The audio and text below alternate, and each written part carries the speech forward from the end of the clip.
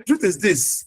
There are things you need to know, basically. Everybody wants to create wealth. Everybody wants to be wealthy. But there are bitter truths you need to know before you can get that wealth you desire. All right? Your income rarely outgrows your identity for long. Write it down. Your income rarely outgrows your identity for long. People don't consistently earn what they want. They tend to earn what their habits, one, your habits, two, your beliefs, three, your self-image supports. I don't want to go to the psychology yet. We will still get there. All right? But the important thing is that whatever earning you're making today is dependent on one, your habits, two, your belief system. Because it is a belief system that impedes on your financial blueprint. Everyone has a financial blueprint. I talked about it in lesson 2. All right? And then the self-image support. All right? So we go into it. Everyone wants a higher income. All of you listening to me are here because you want to earn more. But people will ask the more important question: who must I become to consistently earn and sustain that income? Earning the income is not the problem. You can earn it once, but sustaining it. Have you heard of all those who go into what obtaining by fraud? That means 419. We call it Yahoo Yahoo here, right? Have you asked yourself, why is it that all of them, once they go up, they must come down? Let's keep aside the aspect that the money was made in an improper way. Leave that aspect. Let's take morality out of it. I'm just talking about what principles has made it such that if you earn money to a certain degree, unprepared, you fall back. It's simply the identity. Notice how most people who make money fraudulently want to show off. In fact, the police is able to get them by what we call psychological profiling. I'm not saying the means through which police goes against them is okay. I'm not here to judge the police work. I'm just saying, for example, notice how they all ride one kind of car. If Benz, they are these Benz crazy. They want to buy big cars, the GLK, the Benz, the ML450, and the rest of them, right? They are always frying their hair, doing like some kind of dreadlocks. They will wear bling bling, one white gold, one yellow gold, open one ear, put a stud there, some, put on tattoos here and there. Then they begin to dress in a kind of way. In fact, it's like once you see them, you just know them. I don't know about you, but when I see them, I know them. Now you ask yourself, why are these people making themselves open for the police to handpick them? If I was the police is in a checkpoint and he sees them, they just stop them straight, pack them, and bring out ATM, bring out POS, take as much as money from them, maybe in millions, whatever. Window is not right. Then you ask yourself, but why are these guys opening up themselves? Why can't they dress responsibly? Why can't they go low-key? Why can't they do this and do that? Why can't they invest the money into business? Why are they buying big cars, big houses? It's an identity crisis thing. They want to show, that means what they have not, the status they have not gained by virtue of their position in their workplace. The status they have not gained by position of their academic prowess. The status they have not gained by virtue of their value creation ability. It is that status they want to gain, that recognition. Man is a being that loves recognition. Even God loves recognition. Do you understand? That's the aspect of God we have taken. God loves being praised. So also we humans love being praised. So you see all these praise singers, praising politicians, they give them money. When you praise God, God gives you something. God, favors you, gives you blessings as you praise him. So also human beings, when you praise somebody, when you come into an occasion, the MC starts praising somebody, or the musician starts praising somebody, something in him moves. He will even go and spray the money. Even the change doesn't have, he will spray all.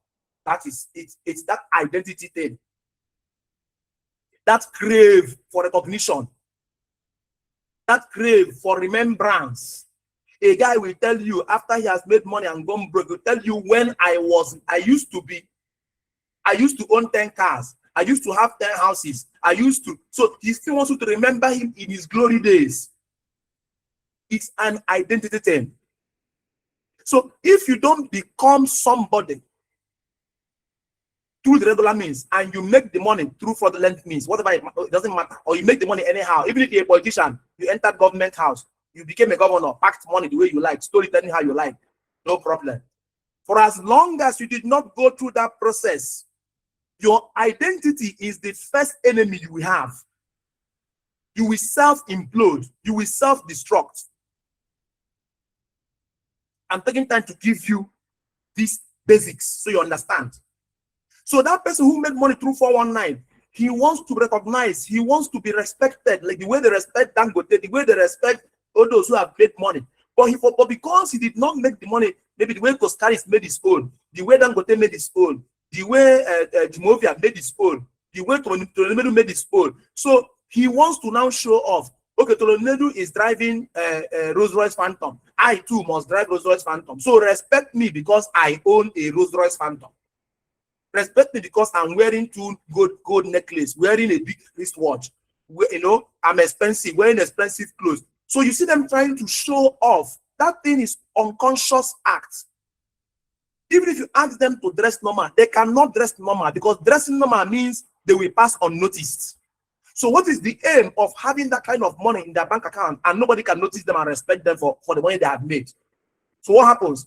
They begin to live life of flamboyance because of that identity crisis.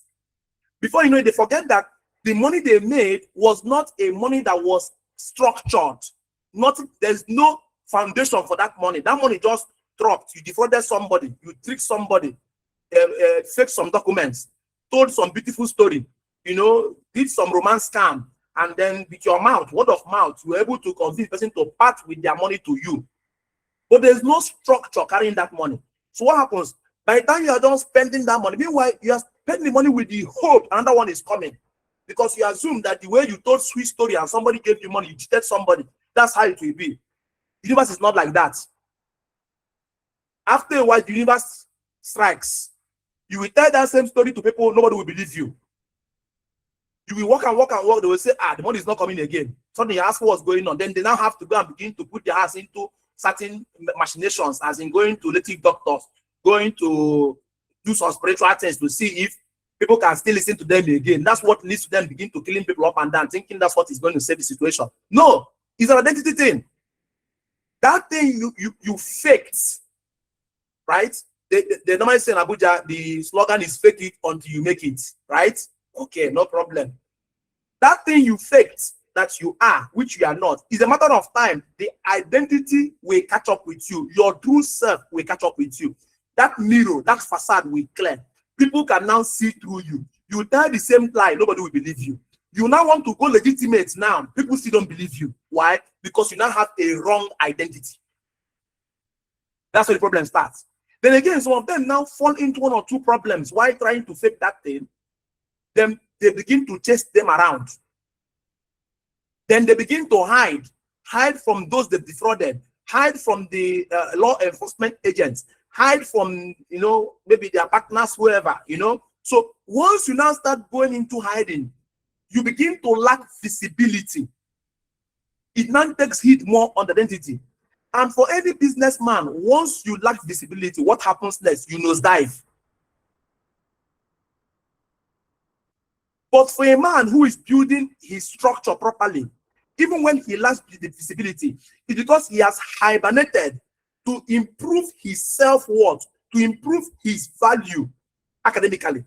When he comes out again, people see the new person he has become, the new value he has put on himself, his new identity, and begin to respond to that new identity. That's why I want to teach you this today. Anybody who has gone through what I've told you in terms of developing himself to a particular level, then his income becomes consistent based on who he has become, then he's able to sustain it. Remember, money is attracted by value. If you chase money, it will lead you. You have to attract money. And how do you attract money? Through value creation. Money, as in then value. When I say value, what is value? Value is produced by competence. Watch the step. Money is attracted to value. Value is produced by competence. Then competence is developed by character. Do you understand now? See the procedure, your character. So when they say a good name is better than money, or good character is the key, you understand how they link up, right? It is the character that shapes your identity. Character is shaped by identity. Which is why once that identity is hit, once it is flawed, it will affect the character. Once the character has a challenge, it will affect your competence. Once that competence has a challenge, it affects your ability to create value.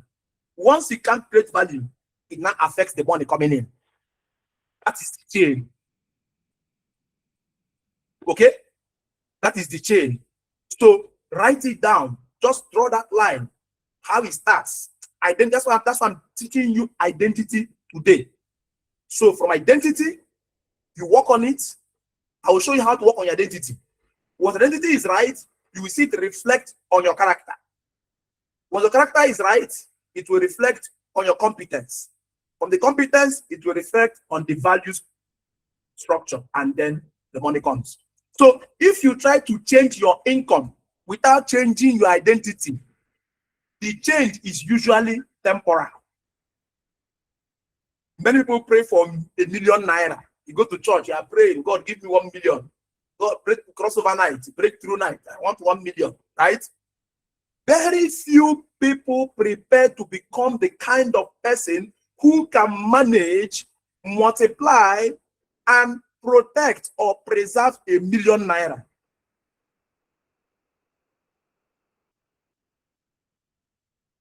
Okay? How you handle 1,000 naira will tell me how you handle 1 million naira. How you will handle 1,000 naira will show me how you handle 1 billion. How you handle 1,000 naira will show me how you handle 1 trillion. It doesn't. So we tell you, don't worry, just 1,000. When I see the million first, or when I see the billion first. No. Even if you see the million, you see the billion, you see the trillion, it's the same thing, because it is the same identity that is backing the act, the character that is spending that money on the competence that should create the value that should attract more money. Very simple. If I meet anybody, if I discuss with you for just 5 minutes, I can tell who you are. I will just know the kind of person you are. I will know whether to do business with you or not do business with you, because what I seek for when I meet anybody and discuss with the person is identity. Notice how some people are insecure. When you hear somebody is what do you call it? Not just there's what we call, it's just aside from insecurity. Some people are just timid. Some people are just cantankerous. Some people have this inferiority complex. So when they're around you, they are not secure. They will tell you it's short men. It's not true. It's not even. There are short men who are confident. There are tall men who are insecure. It has nothing to do with your height.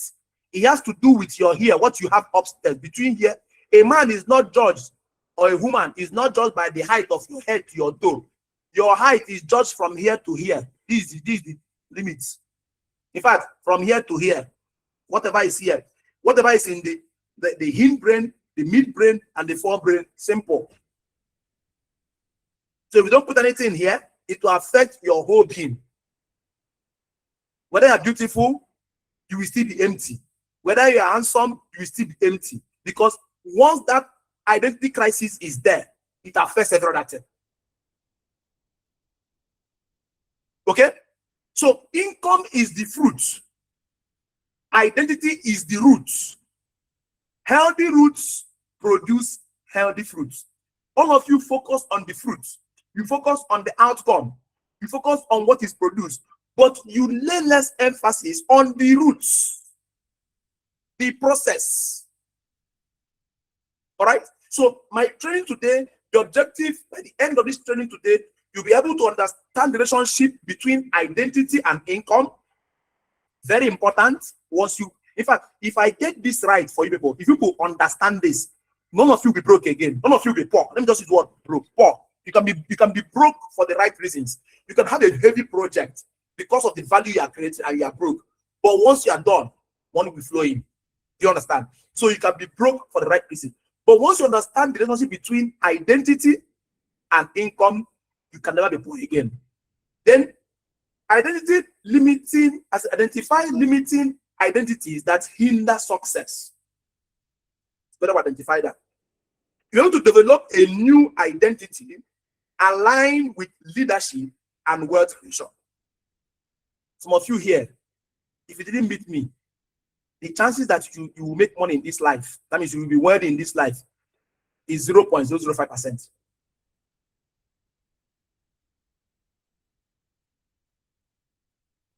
I'm saying this seriously. Some of you listening to me today, if you didn't come into my space, if I did decide to share this knowledge for free, as me giving back to society, these are knowledge that people go to Harvard to go and get.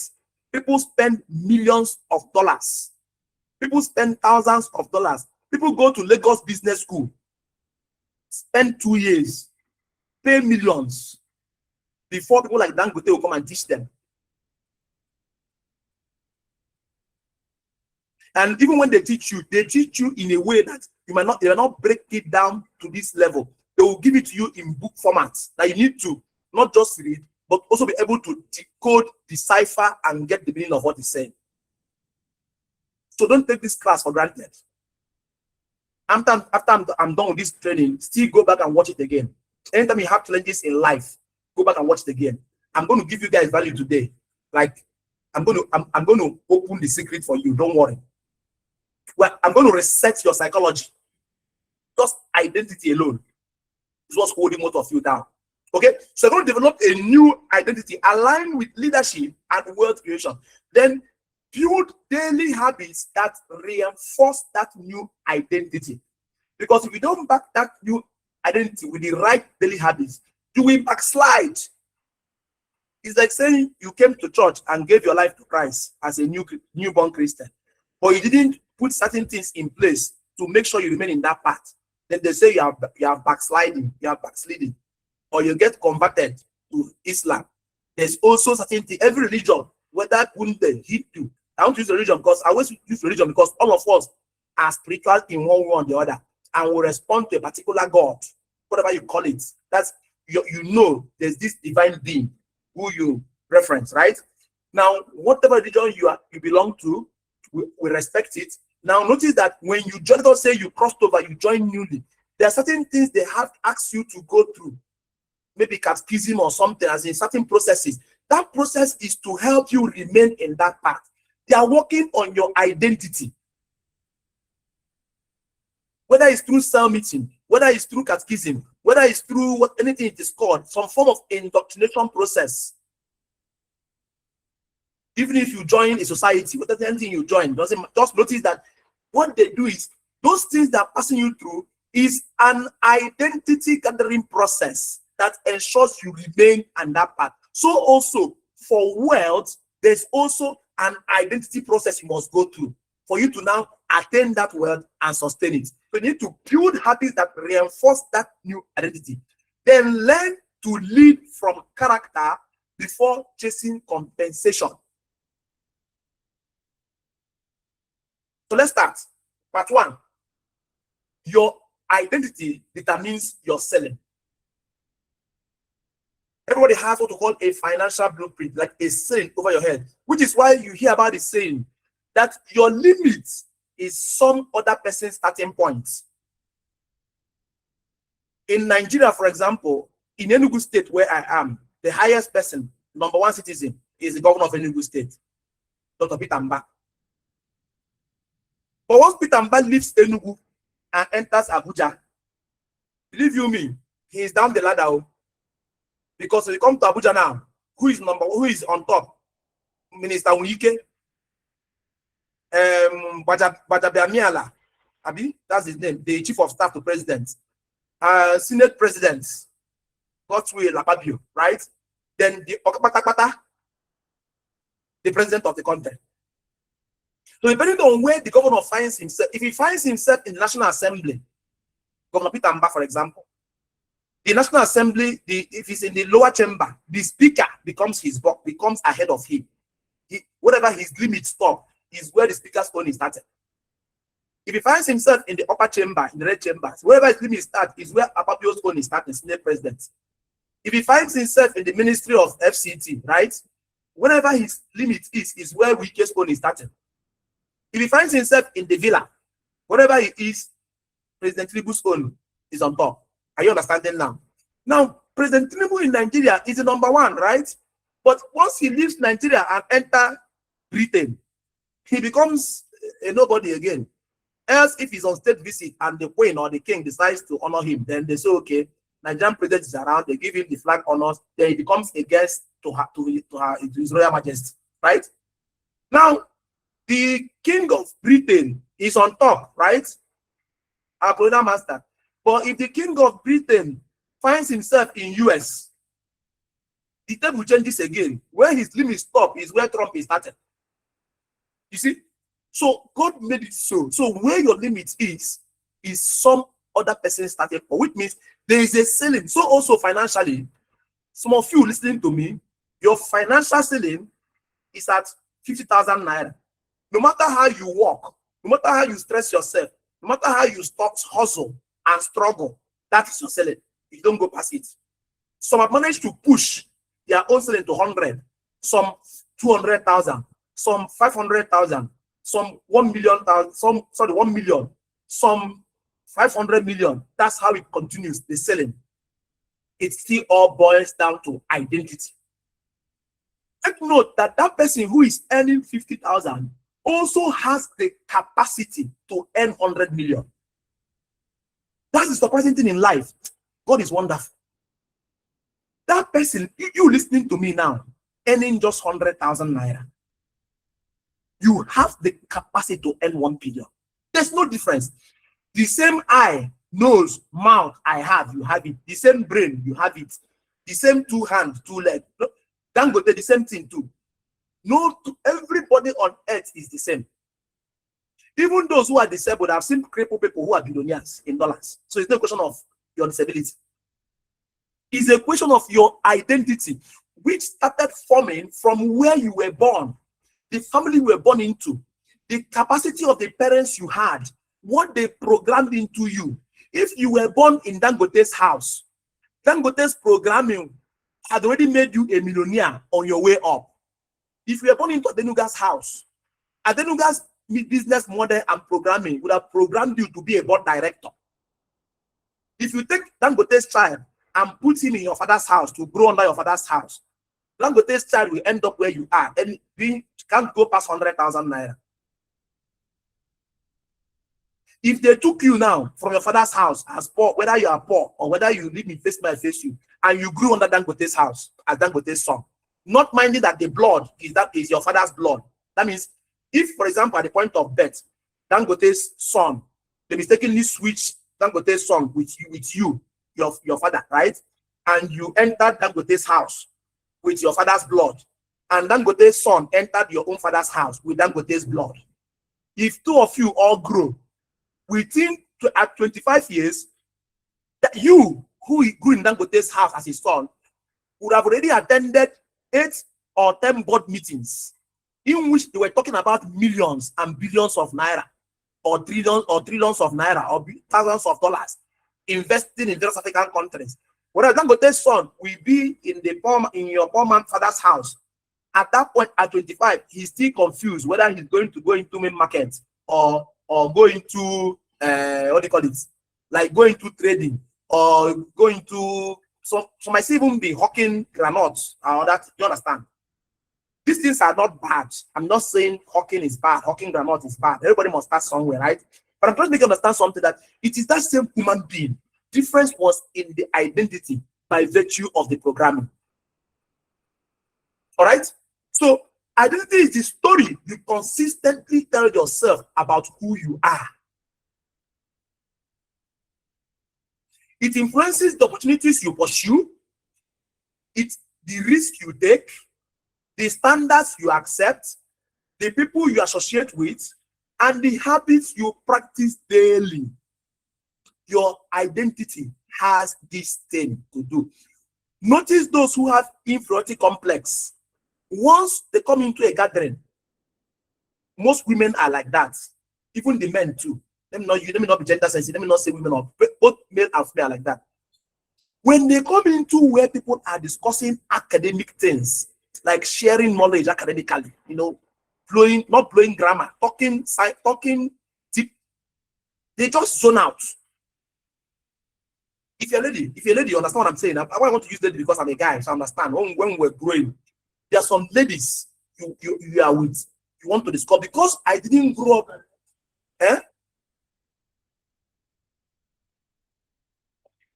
Sorry, can you hear me? Hello? Okay, people are hearing me. Very good. All right, people can hear me. All right. So, like I was saying, so because of the level of knowledge I had at that time and the place I was playing from, when I with a girl, she wants to be talking ephemerals, like they made hair, they do nails, they bought Fendi bag, Gucci bag, maybe, we are going to catch fun, go to club, but you're busy talking about one business or the other, or one training, or one, value adding activity. They will say this guy is boring. He is always blowing grammar. He always English, no money. So they zone out. But if you came and you're this thing, hey, you know that girl, that one that has, hey, they caught her yesterday. Hey, this one, when it's gossip, you have their ears. Do you understand? When you're the village town crier, you know what's happening everywhere. You are their friend. But once you take the discussion intellectual, you have lost them. That's to show you that it is the identity that is the problem. They know they don't belong in that circle of academicians. Even the Bible said that when Jesus came back from Egypt with the parents, they brought him to church, that he was in the midst of the scribes, the scholars. Then the people, the Sadducees, the Pharisees, the scribes, the scholars, saw the amount of wisdom coming out of young Jesus, and they were amazed. It is an identity thing. Even Jesus' parents were looking for Jesus where children were playing, where maybe people were playing with sand, where they were playing inside water, or where they're telling stories. That's where his parents were looking for him. Whereas Jesus, because of his identity, was in the midst of scholars, sharing high-level discussion, brain activity.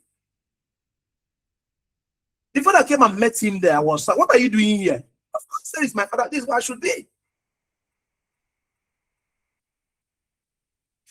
If you find your children being comfortable with your driver, that means you go somewhere with your children, you go out, and your children find more comfort being with your driver, there's already a problem. Not that your driver is bad, but if your child's intellectual capacity, I'm using my son David as an example. If David follows me out, he wants to be where I am. He's looking for who is the richest person in that place, who knows more. He's going to be asking questions. David can be stopped. He wants to know more. David can come. Let me not look like I'm boasting. We went to UK sometime, family visit. David left where all the fellow children were and went to where elderly people, where adults were. At the age, he was still barely 5 years then. Around 5 or 6 years, thereabout.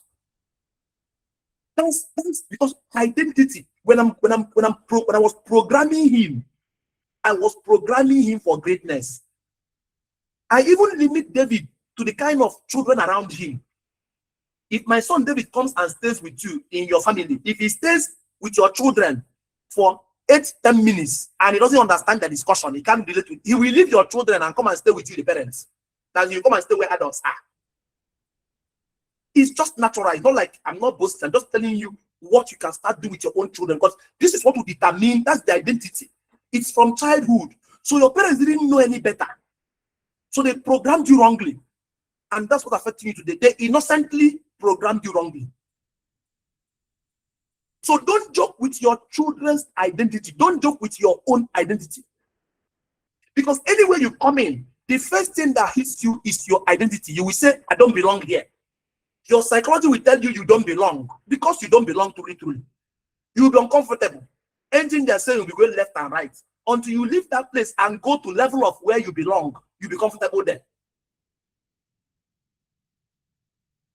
That's what identity does to people. When you see the rich men take their children to certain schools that are expensive, it's not because the public school, the child that went to public school will still enter university. Don't make mistake. A child who went to public school that is cheap, that is free, and is able to read on their own, will still go to university, will still turn out rich, will still turn out well.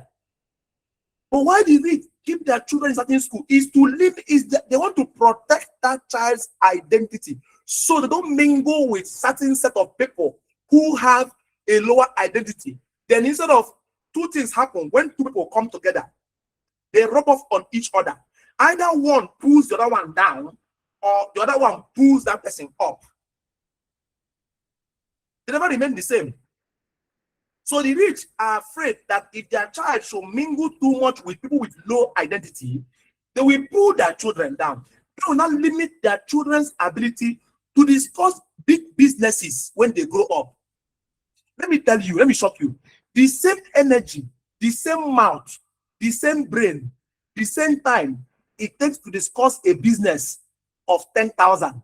It is the same time and amount it takes to discuss a business of 1 million, or a business of 1 billion, or a business of 1 trillion. No difference. Surprisingly, I tell you. So what's the difference? It's the identity. The person who has a lower identity cannot shape his mouth well to call 1 billion in a transaction. His mind will tell him, my brother, you have not reached this level yet. His psychology will tell him that. And even when he's talking, his mouth will be shaking. He'll be stuttering, not stammering. If you take him to go and pitch. That is why companies, what national companies employ you as their sales rep, the first thing they do is take you on a foreign trip. They did it to us. They took us to Germany for training, took us to South Africa for training. That's why I'm so happy with what South Africa is doing now. They don't know that they were supposed to position themselves as the big brother of Africa in terms of, now everybody's moving to Kenya. Okay? So they took us on those trips to boost our identity. Because when you have left Nigeria, gone to Germany, they fly you business class, put you in good hotel, feed you well, you stay in the midst of white people left and right. In the hotel, you come down to the dining, eat in a proper manner. See businessmen who came in for business transactions, who are discussing millions of dollars, talking with them, make friends with your colleagues from other countries. When you come back to Nigeria and you walk into a hospital and you see a doctor, you will talk to him with confidence, because has he traveled to Germany? Has he sat next to Prince Charles? Has he traveled to South Africa? Has he gone to, do you understand? Because your identity has changed. Your dressing will change. Your packaging will change. How you speak will change. That's what they do. They psychologically reprogram you. That's why banks send their staff 6 weeks training, 10 weeks training, different trainings. It is to boost that identity.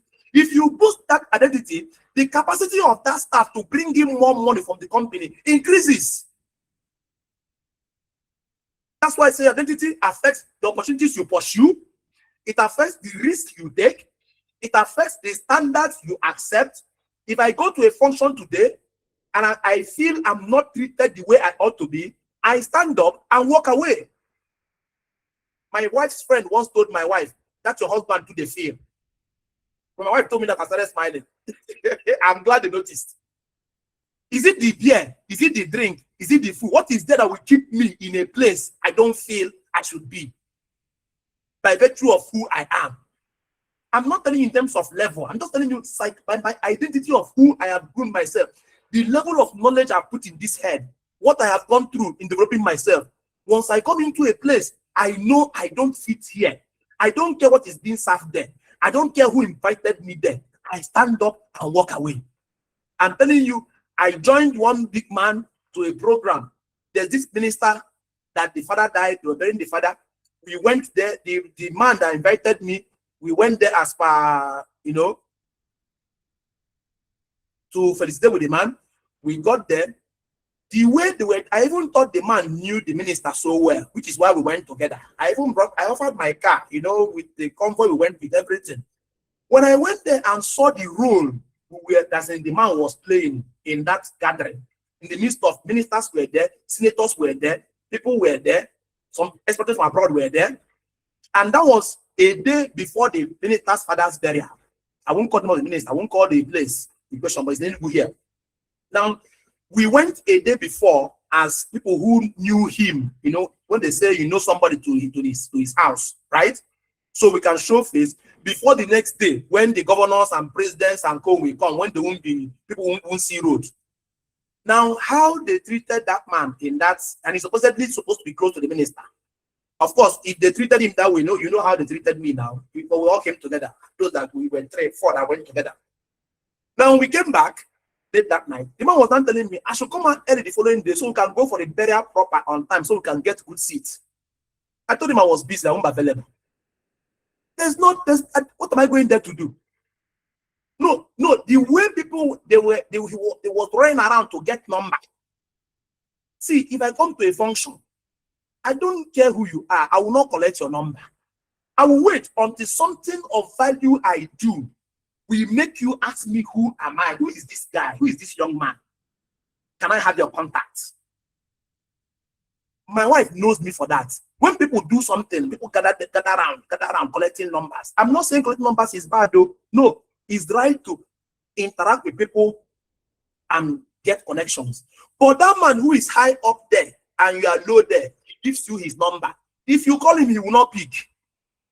In fact, if you call him once he picks mistakenly and you explain yourself, because you didn't ring a bell in his head, he didn't see you as his contemporary. He didn't see you as somebody who offer value to him. Next time you call, he won't pick that number again.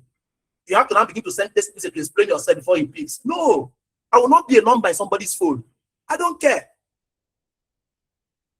I will be an entity. Somebody will think of my value and remember to call me. Do you understand? That's identity. It's not feeling too big. It's an identity. So I told the man, I am busy. I am too busy to go for it because the minister and so, and all the senators will come. And so, am I going there to snap picture with senators? What I need it for? I'm not even a picture person. If you go to my Facebook, I don't snap picture of dignitaries and all that. It's not what I want. I want to create value. Let people come to me for who I am, what I've become. Respect me for who I am. So, I now have to go to a burial, and maybe they will put us, and we have to go very early so we can get good seats. Then the people that matters will come when they will come, and they will put them in front. Then all that came early to get good seats, they will send you behind. Then you start, doing like, what? Let me not go there. I'm just telling you, it's an identity thing. Now the man is doing that because his own identity is like that. Maybe he knows how to, but for me, if I am in that gathering, it damages my psychology. That's why I cannot be there. I don't care what contact. In fact, in that gathering, there was a man who they said was very good in stem cell technology. I won't call his name. He has a very big clinic in Abuja. This man, one procedure in his clinic is 32 million naira. Stem cell procedure. He's able to correct a lot of things using stem cell, like eye defects, even attempt on cancer and some, deformities. He's able to correct it from stem cell and bone marrow transplant. So he's that high up. He's from the US. Now, he was sharing his contact. He was giving the ministers and senators, other people, one metal card as contact. Immediately, one of those that followed me went to guy that's, I thought we were 4, went to collect his contact. The man gave me the paper card. This paper card.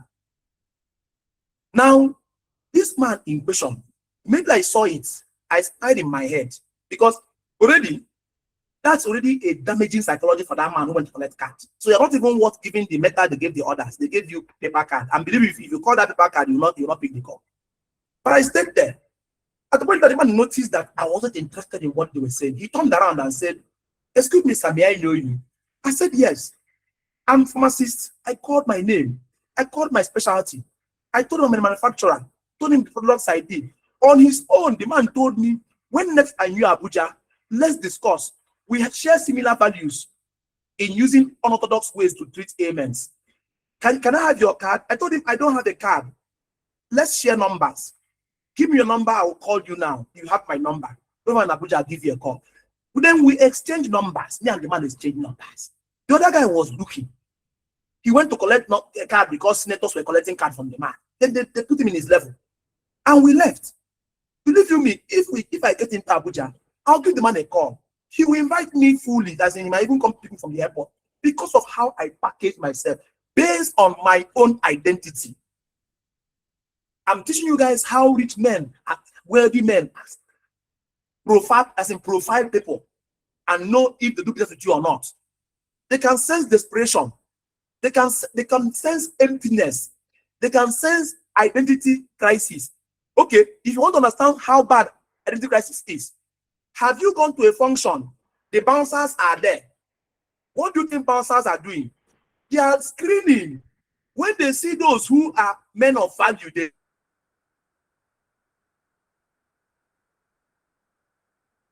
ones we spend money on drink. When they see the wannabes, no matter how well you dress, when you come closer, they push you aside. What do you think gave you away? Identity. Even if a rich man, a wealthy man, wears slippers and trousers and shirts, his mannerism, how he approaches, who he is, we make way for him. Do you understand? Yes. So if you believe you are just an ordinary person, you will make ordinary decisions. But if you believe you are an extraordinary person, you will make extraordinary decisions. If you believe you are a builder or a leader, you also make different decisions, because you know your decision determines the life of others following you. Sometimes I want to sleep, but I can't sleep because I know I am a leader. I am leading people. Before I took up this class today, I prepared myself that I'm coming to give my best to people I know paid me 15 million naira for the session. This session is free for you, but in my head, I told myself that each and every one of you paid me 15 million for this evening's class. So I will give you quality that when I'm done, you will use it and tell yourself that you just got this thing for free. That's you will thank your stars, you will thank God, like, is this so? I didn't say because I'm giving it out for free, then I will make it shabby. No, I will take my time and break it down for you to understand, because I'm reprogramming you all. All right? So before your bank account changes, your identity must change. I don't care how many times you pray in your church. I don't care how many dangerous seeds you sow in church, or you sow in the mosque, or you sow anywhere. It's not the seed. I'm not saying seed does not work. Seed works. Get my point? But the seed should be sown in your farm, in your business. Then bring the fruit to church. Those who should sow seed in church are those whose business is church business. So it is their business. They sow seed there. You go and sow your seed in your business, then bring your fruit to church. There was no place in the Bible God said you should bring your seed to church. The seed is for the farm. The fruit for the church. Your tithe for the church. Your offerings for the church. But the seed to your business, to your farm. Don't get it twisted. Okay? But let me follow the language, everybody, which is so a dangerous seed, so God can give a dangerous blessing. No problem. Please. No matter how dangerous the seed you are sowing, even that God's blessing will be commensurate to the vessel. God cannot give a blessing equivalent to 30,000 liters of tank of water to you when you are a vessel that is just a bucket of 5 liters. Because God does not allow wastage. Even Jesus, after feeding 5,000, he told them to pick the wasted, pick everything, no wastage, pick up whatever is remaining. So if your vessel can only carry 10 liters, or God, even though God can give you 1 million liters of water, he will give you what your vessel can carry. Because if he give you the 1 million, it will waste away. It's going to pour away. Your vessel can only carry 10 liters. So it is through your identity that you can begin to work towards expanding that vessel so it can contain more. So those you see, God has blessed tremendously in church, and those who have expanded their capacity tremendously as well. Okay? Let me give an example. 2 women joined the same answer affiliate program. Let me use that one now. That's what most people are used to. Okay? The first says, I will try and see if this works. Many of you say that. In fact, 80% of you said this. You join Women in Crypto. You say, I want to try and see if it works. You want to try. Okay? The second says, I am building a health and wellness business that will serve thousands of families. And we turn it to a movement. Just give me a space to stand, and I will move the world with this thing. Are you seeing 2 different identities? Then they have the same products. You give them the same products. Give them the same training. This training I'm giving you now. Same product, same training, the same day, the same time. Give them the same compensation plan. No difference. But because their identities are different, what happens? One behaves like a customer, whereas the other behaves like a business owner. The one that wants to try starts behaving like a customer, looking for excuses, looking for reasons why it won't work, giving her psychology, or in fact, creating all limitations to herself. Whereas the other one, who wants to shake the world through the same business, is understanding the system to see how to that this is my own business. I don't care if Dr. Somto is the producer of the product. As long as this plan is concerned, I am building my own business. I'm like a trader. I get products from him. I send to Nigerians who need it, right? Now, over time, their results will begin to reflect their self-image. That same business that is paying one 200 naira every Friday will be paying the other 100,000 on Friday. Gradually, that person will move from 100,000 to 200 to 300 to 400 to 500 to 2 million to 3 million. The other one that wants to try is now from 100 naira down to 20 naira. Then that one will come and tell you that business, forget it, doesn't work. It's not the business, it's her identity that affected her character. The character now affected her competence in that business. The competence now limited her from creating value, which now attracts the money. Do you understand now? Whereas the other person had a better identity, business owner, which now affected her own character, that improved it to where she was now more competent in the business, and from there was creating value, and from there started raising the millions. Okay? The mistake most of you make is living a borrowed identity. Stop borrowing your identity from the past. I get them before, no be property. For those who say that language, I don't know if I've heard that language before. I get them before. I was once worthy. I was once this. I was once that. Take that story. You are not it again. So many people define themselves by where they grew up, past failures. Oh, hello, that you grew up in a face me, I face you house in Magodo or anywhere in Lagos, whatever it is, or Mushin or Ajegunle. It does not define who you are. Okay? Leave it alone. Doesn't matter. Even if you were born inside a dustbin, it doesn't matter. It's gone, it's your past. Forget about it. begin to build identity. Some are doing on their past failures. I did this business before, it didn't work. I've done it before, it didn't work. It didn't work because you did not work. Not the business did not work. The identity with which you entered the business was wrong. So the business did not work because you are not working. Forget your academic qualifications. Yes, I read first degree. I read second degree masters. I did third degree PhD. Believe you me, I did those degrees to just attain the competence and become the authority in the field.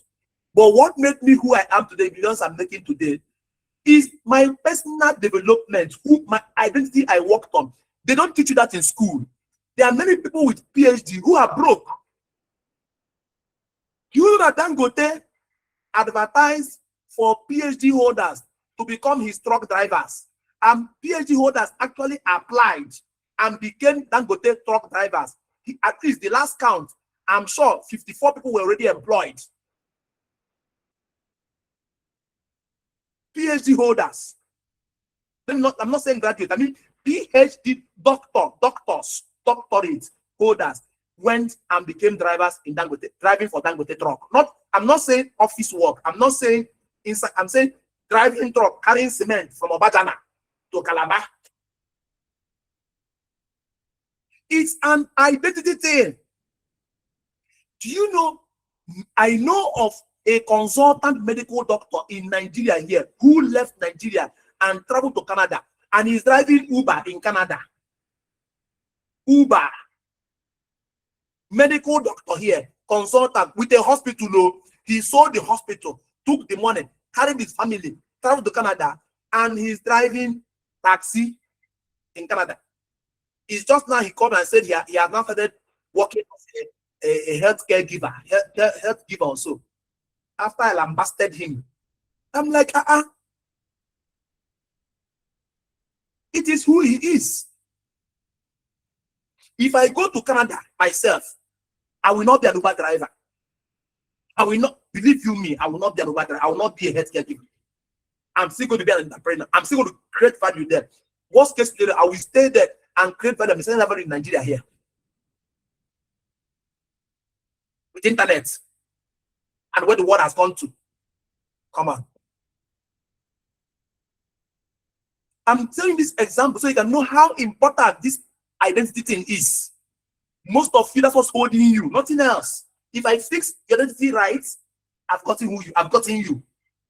You begin to fly as high as you should. Not you will join the eagles aiming for the sky.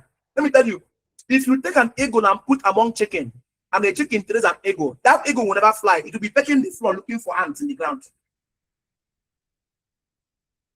Take that eagle and put among eagles, it will fly. It will soar very, very high. Right? So forget about family background. Don't let it hinder you. Yes, your parents were poor, but they tried their best according to the knowledge available to them. They didn't have access to the kind of knowledge we have today because of the internet. Do you know before, in a whole state, there were no libraries? We had what we call the National Library. In Enugu, when I grew up in 1988, there was no library. So if bookshops, where was only one bookshop, Prince Bookshop, somewhere in College Road, opposite the campus, was the only bookshop then. So to get knowledge was a problem. So don't blame your parents. Then they went to school, university. Those who went to school, university to get knowledge. But the school system was designed to teach people to be laborers. That means good factory workers, not to be entrepreneurs, not to start managing businesses. No, it was groomed to raise industrial workers. So the knowledge your parents had was enough to be factory workers, government workers, that kind of, but not to be business-oriented, entrepreneurial, and all that. No. So they did their best according to what was available in their time. Now today, me and you have access to internet, have access to Google. You can read any book in any language, anywhere, by just typing your phone. What you need will come out. In fact, we have information overload. At the end of this training, I'll give you certain books which will help you. The ones I use myself. And you can get them online. If you can't buy them physically, but I want you to buy them physically because it's good to always have physical book. I love holding on to a book, like holding it and reading it, because it makes more sense to me than online books. Okay, but if you can't get physical, still have online. Everybody should have a library in your home, no matter how small. Your children are seeing it. Your library should, where you go to consult. Your children see you consulting, see you. My children see me reading, see me like, not just see me pressing laptop, watching television. They see me like reading, like gathering, and they will ask, my doctor asking me questions. Then I started teaching him how to study. There's one between reading and studying. I'm now teaching him how to study. You get to a point where you begin to decipher the silent information the author did not write in the book, but intended to pass to you. So previous disappointments don't count. Builders define themselves by where they are going. Your vision, where you are going. Your past may explain your starting points, where you started, but it does not have to define your destination. Do you understand? I'm going to teach you guys again. I'm going to have a vision session with you guys. You know, I need to elevate this. You know, each training I give you, if you go back and go through it again, you begin to reason in a higher frequency.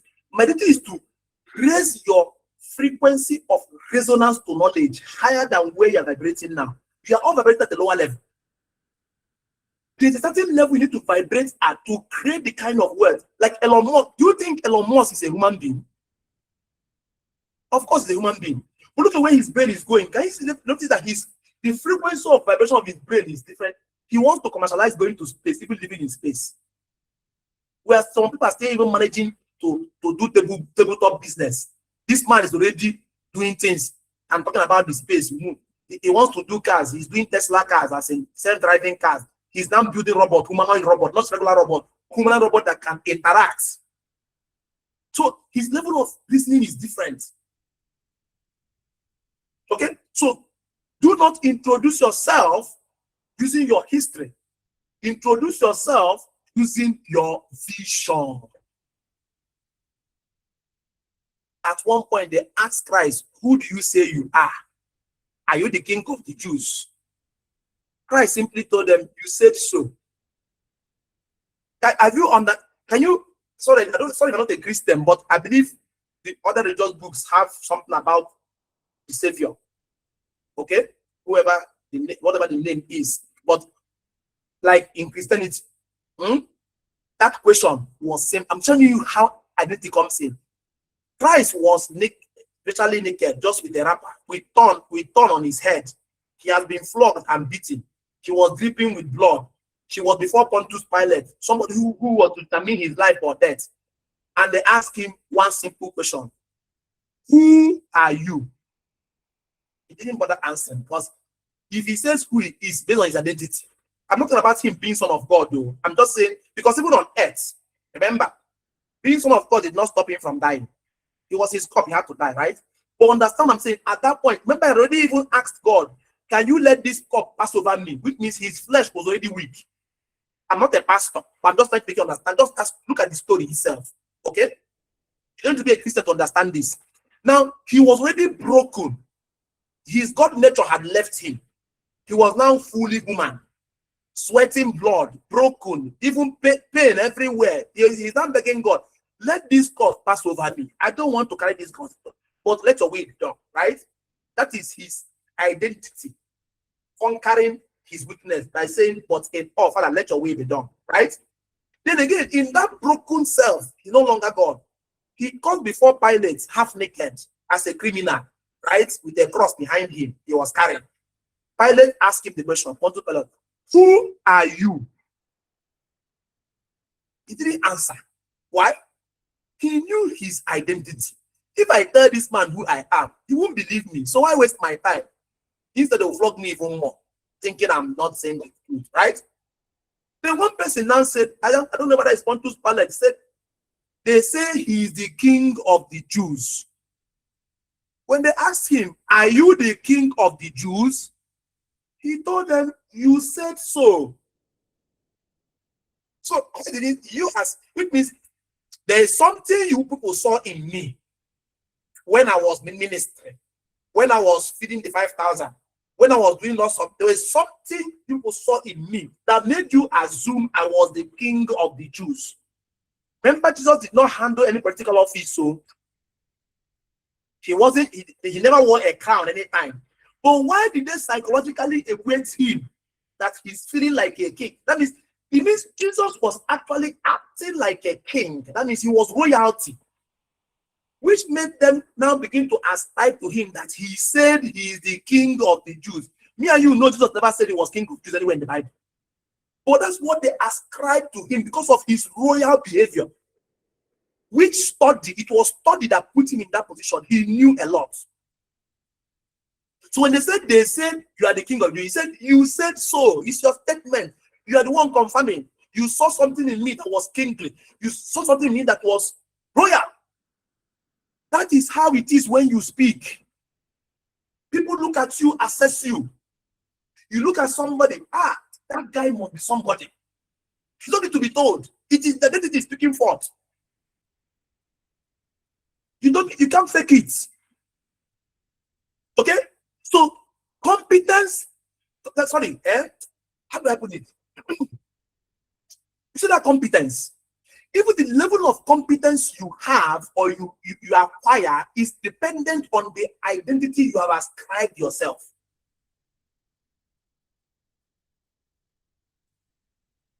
An undergraduate, let's put it this way, okay? An undergraduate can be lackadaisical, or let's say a great assistant can be lackadaisical in a lab by virtue of his identity. But a professor or a specialist or a consultant in a field cannot afford to be lackadaisical in a lab because of his identity. People expect excellence from him. Based on that, it now affects the competence he brings into that lab, as against the other one who is just an undergraduate. Or notice how undergraduates don't have value for book. Those of you went to school, what I mean. When we were handling, even me, I was guilty of this.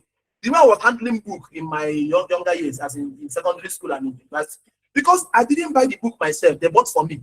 My own was to cram and pour, pass. No. But now, at this level now, I understand that each book is knowledge crystallized over centuries by an enlightened mind, reverberating at a particular frequency. So I need to handle that knowledge with care. And the way I care for my books is also how I care for the knowledge that lifts that book into me. And it is that passion I use to share that same knowledge to you. So people say, when I teach passionately because I appreciate knowledge. It's not a waste. Okay? So, I'm going to give you a question to reflect on. Let me work on your mind. Let me start working on your mind. Complete this sentence honestly where you are. The kind of person I currently believe I am is. Write it down.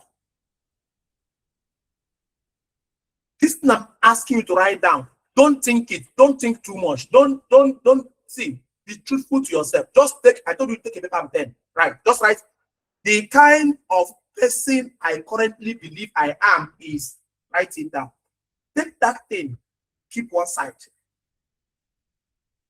Then next question is you ask yourself, is this identity helping me become who I want to be? You answer the question yourself. Keep that thing somewhere. When I'm done with my training, when you finish practicing what I've taught you, come back this same time next year and ask yourself impromptu. As if you do what I ask you to do between now and next year. Come back and ask yourself this question again. The kind of person I currently believe I am is, write it down. Go and compare what you write next year and what you wrote this year.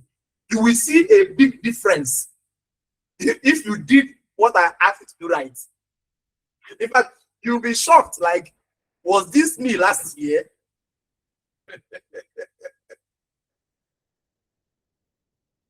So that's the first assignment. Keep it by the side. Let's go to the next segment. Right now, you must understand that wealth requires a new standard. You must change standard. Let me tell you what you don't understand. The same identity. If you go and look at the Roman army, the time the Roman army was the greatest army in the whole world. Look at their various ranks. In fact, it is through them that we started having rank in various places of the world today. All right. Now, each time a Roman soldier enters the army and he's from royalty or is from a high family, they don't bring him to work at the rank and file. They introduce them at officer level, so as not to soil the inbreeding or train the gods from the noble house. Then children of nobody start from the wrong. That means from the dungeons to start coming up. But let me leave the children of the halves who start as officers and go up. Let's go back to the wrong, because people in the wrongs who start from dungeon still make it all the way up to becoming generals of the Felix Legions. But notice something. Each time a Roman soldier changes a rank, the paraphernalia of the office, the standard changes. That means they might start with wooden shield. At the point they move to iron shield. At the point they move to wearing the uniform with breastplates, iron breastplates. At the point they move to the point of wearing uniform with chain as their mail as protection. Next one, they move to the point where they now become centurions. They have a feather on their helmet and a cape on their back. They graduate to a point when they become knights. That means they have to now wear proper metal and ride on horses, become the cavalry unit, elite unit. So it's called standard. For each standard you attain, for each new for wealth, it requires a change in standard, because how you carry yourself now changes. Okay? So these are the secrets. I use the Roman soldier. I don't want to use the Nigerian military. I don't know how they do their own. I watch a lot of these films and see what changes. Notice even their sword changes. The length, the design, the quality, the kind of steel they use to make the sword. So there's a new standard for each cadre you move. So it is in wealth. Every successful leader operates with personal standards, which show. It's because of that new person they have become, they can no longer use those other primitive tools. So they upgrade themselves. Okay? So standards are different from goals. Don't mix it up. Standards are different from goals. Now, goals tell you where you want to go. Standards determine how you behave every day. Would you compromise? Would you settle for less? That's what standards don't do to you. All right? So let me give you some example of standards. For example, someone can decide that for every meeting, if I decide to go, I must arrive on time. That's the standard. So everybody knows that if this man comes late, it means he's dead. This time I know comes on time. What now happen? People begin to relate with you. They know you come on time. Next, somebody that honors commitments. If you're somebody that honors commitment, people don't need to sign an agreement. Your word is your bond. They will tell you, if it's this guy, if he has said it, he will do it. Forget. But if it's this one, if he says stand on, you know, all of you know who to trust the word of their mouth and know who is just happy. That means in your as parents, among your children, you can know who, if you send them message, if this one says I have done it, they have done it. But as this one says I have done it, he's still trying to do it, you have not done it yet. You will see those characters in your children. They are defects. You have to begin to train your children according to certain standards. That's what the Bible said. Train a child the way he should grow. When he grows, he will never depart from that path. What the Bible meant now is the standards.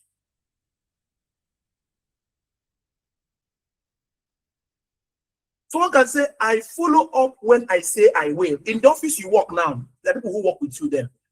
There's somebody you know that if you give the person a task, you don't to tell the person will keep following up and following up on to deliver that task. Whereas their son, you will give tasks, you have to be reminding them. And Chidebere, have you sent that mail to Toscana company? He said, oh no, I just forgot. Okay, I'm going to do it. Procrastination. You can't be following me again. Chidebere. So what is the response for Toscana? Sorry, I've not sent the mail yet. But there's somebody who you give that same. Chichi, send this mail to Toscana. The person, she already sends it. You call her maybe 2 days from now. Hey, Chichi, have you sent that mail to Toscana? Chichi will say, man, Toscana has responded. They said this, and I haven't responded back. Do you understand? That is following up. That's a standard. Such people are positioned for managerial. You're in office. Hey, they are promoted this one, promoted that one. They're not promoting you. It is these standards they are looking at. Then understand that I continue learning even when nobody is watching. That is the one I'm working on my son now. Whenever the phone is, the phone distracts him so much. He wants to be like Mr. Beast of YouTube, the biggest YouTuber. I don't know how he knew Mr. Beast was the biggest YouTuber. But he came and told me he has Mr. Beast's number. One day I came back from work. He just asked me, Daddy. He was smiling. Daddy, I called Mr. Beast and he answered. I knew who Mr. Beast was, but I wanted to be sure if he was joking or he was serious. I said, who is me? Do you know who Mr. Beast is? He said, yes. Mr. Beast is the greatest ASNR in YouTube. He's the greatest YouTuber. I'm like, yeah. Meanwhile, before Mr. Beast, he was so crazy about Elon Musk. Sorry, Donald Trump first, before Elon Musk, President of America. When they call them in their open day to come to school or mosque, he will tell me to wear him suit and tie. He doesn't, when we wear him normal, casual dress and shirt like normal children should wear now, he will remove everything. He chooses his cloth himself. David is just 7 years old. He will tell me, Daddy, wear me suit and tie. I want to look like a businessman. I'm looking at this. He will go to school and come back. He will tell me, Daddy, do you know what? My classmates, some were saying I look like a pastor. Some were saying I look like a businessman.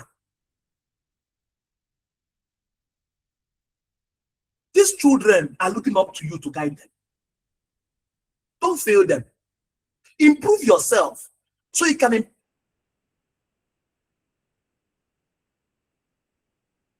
on YouTube. He now told us to create a YouTube channel for him. Won't start doing some videos on YouTube. I told him, David, I will not authorize you to start a YouTube channel until you have value to share on YouTube. I discussed with him all. I said it's too early. This will distract this young man. I know he's focused on. I said he needs to first read, get value, because most people who come online, once you don't have value to share online, next thing you start going naked and working. You see all these ladies that come online.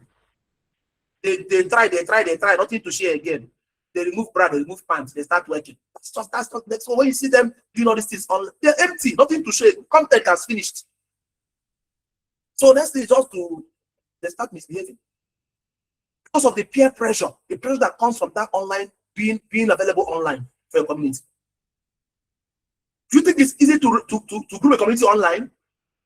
Hey, if you don't have value, if you don't have knowledge, you can't grow a community online. So I'm giving the example. Now, I noticed that phone became a distraction to David. So I banned him from using phone from Monday to Friday. He only uses his phone only from Saturday and Sunday. Why? Because these things are motion picture. It doesn't give them time to use their brain to form images from what they read. And if you don't allow your children to read enough books, so their mental capacity to form images when they move from text, from sight to sound to mental imagery, it affects their imagination. Everything you see today was imagined by somebody. The aeroplane was imagined by somebody. The laptop, imagination. The internet, imagination.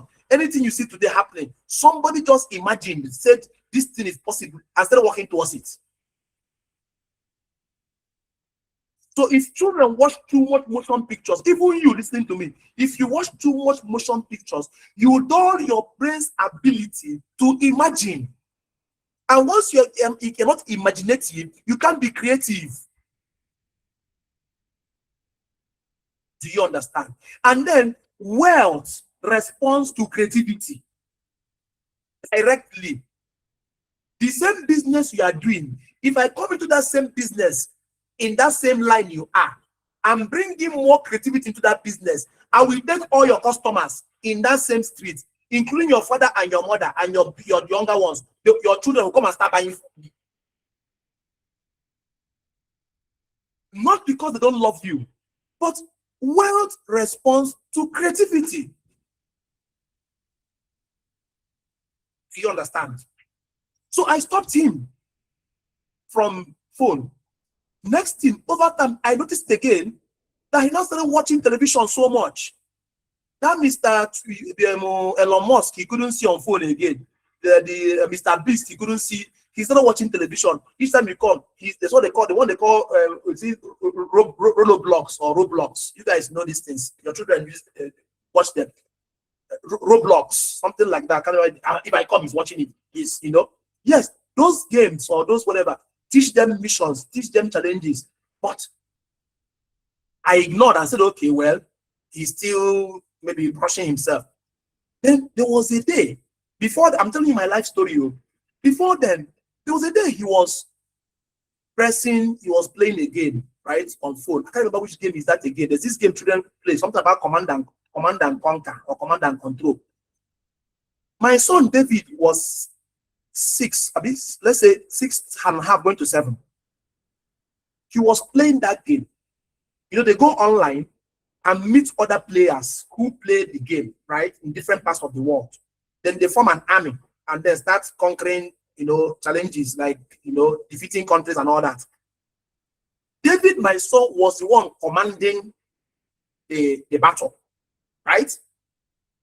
Now, David had played that game for about, let's say about a month. Suddenly, one of the days, each time they come online to faith, after a while, they go on break. They stop their mission, their crusade, go on break, he goes to school. But they have a time they gather and they play that thing. People log in from the part of the world. Then one day, I don't know what happened. David's internet had a challenge. Our internet had a challenge. So David could not lead the battle. Some other guy now led their team into battle. And they finished them. They lost their life. They lost all these things to give treasures you get online and the equipment and all that. When David came online again, David was so annoyed. Like, why did people mess this? Why did they allow his team to suffer all this damage? Blah, blah, blah. He's their commander now. He was chatting with them. I was talking to him. He said that hold on, he wants to put this in their position.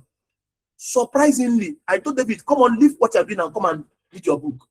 He now went to read his book. But one of the person on the other side heard my voice and then said, David, how old are you?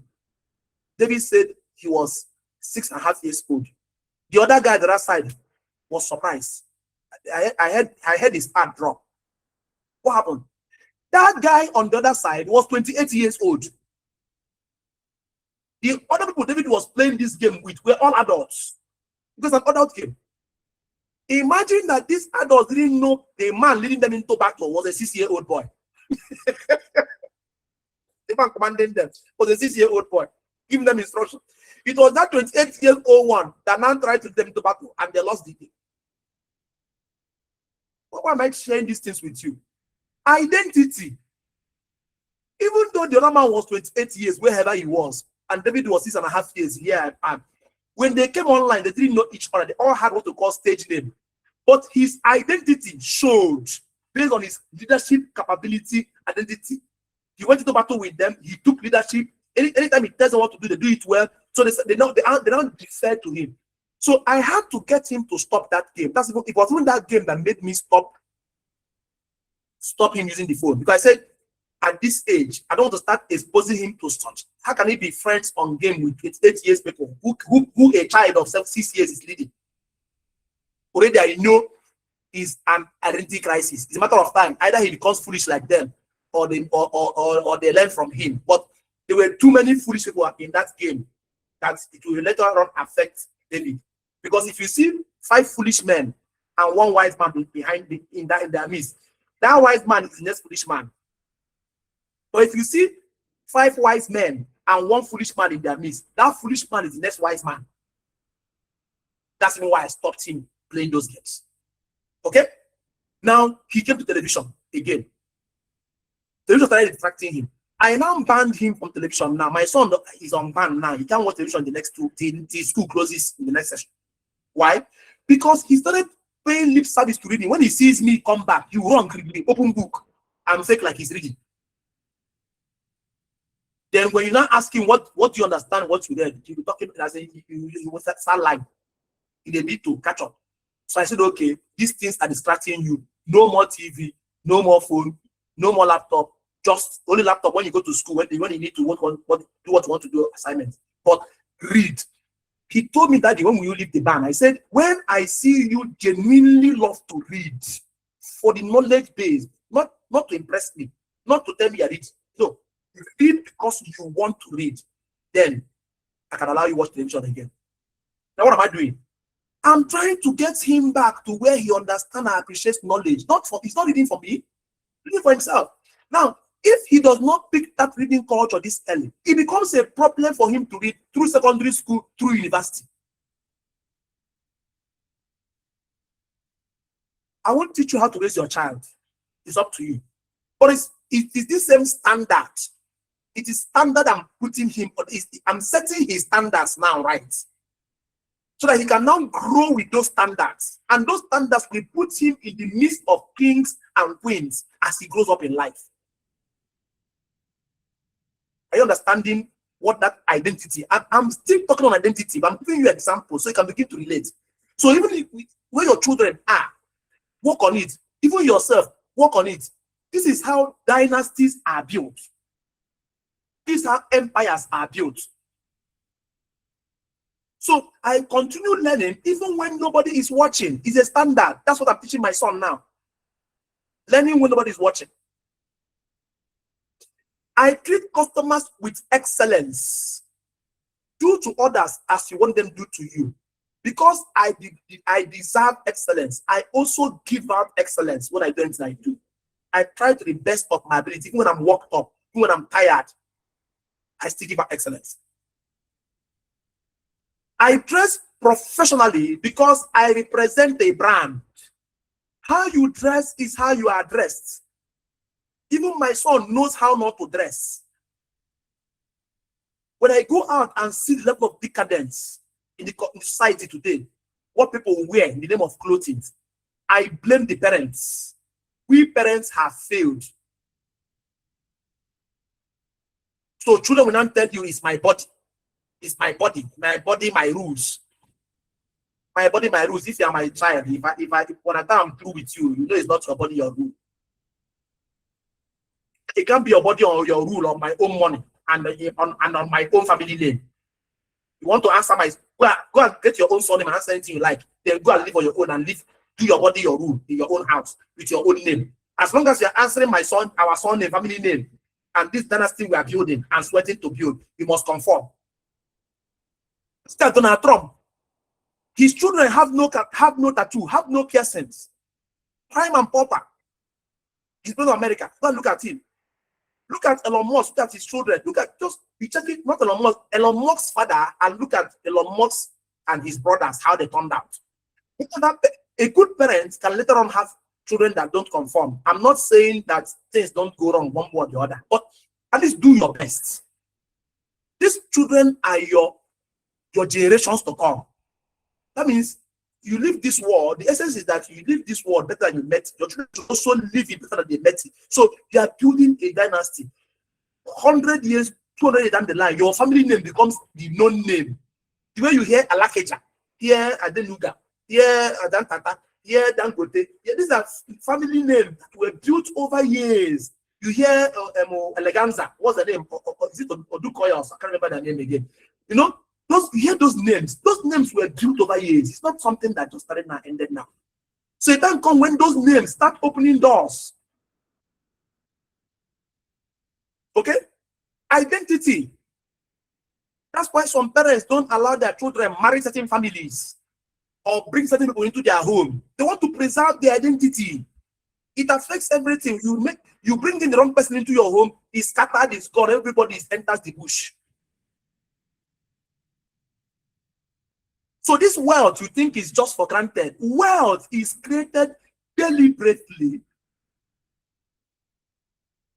by checkmating various corners. It's not just you can be rich easily, but wealthy. Let me give you another thing again. The Queen of England, Elizabeth, that died. Upon dying, before she died, she knew that she has reigned the better part of King Charles, who was then Prince Charles. So it was obvious to her that Charles would be ascending the throne at old age. He made Charles sign and agree that once he ascends the throne, maximum at 75 years, he will abdicate the throne for their children, Williams, or what's his name? The younger one, Diana's children, to take over. Why? Because Elizabeth already knew that if King Charles was king at old age, he won't have the tenacity to hold on to Britain and all the politics involved in global politics. He will be too weak. And he might end up that throne falling into the hands of the wrong hands or wrong decisions by virtue of age. Now, I'm hearing now that King Charles is already ready to abdicate the throne. He doesn't even want to wait till the 75 years in question. He wants to live even now. Because age is already affecting him. Do you see how a mother, who she's a royal, forget about being a royalty, she already has planned that dynasty. That even in her absence, there are laws she puts in place that the children are abiding by. Once, if King Charles was like maybe our president today, he won't agree. Oh, he will be on that throne 90 years and even die on that seat. Doesn't care if Britain is born. So dynasties make certain sacrifice for those wealth to be maintained and go generation to generation.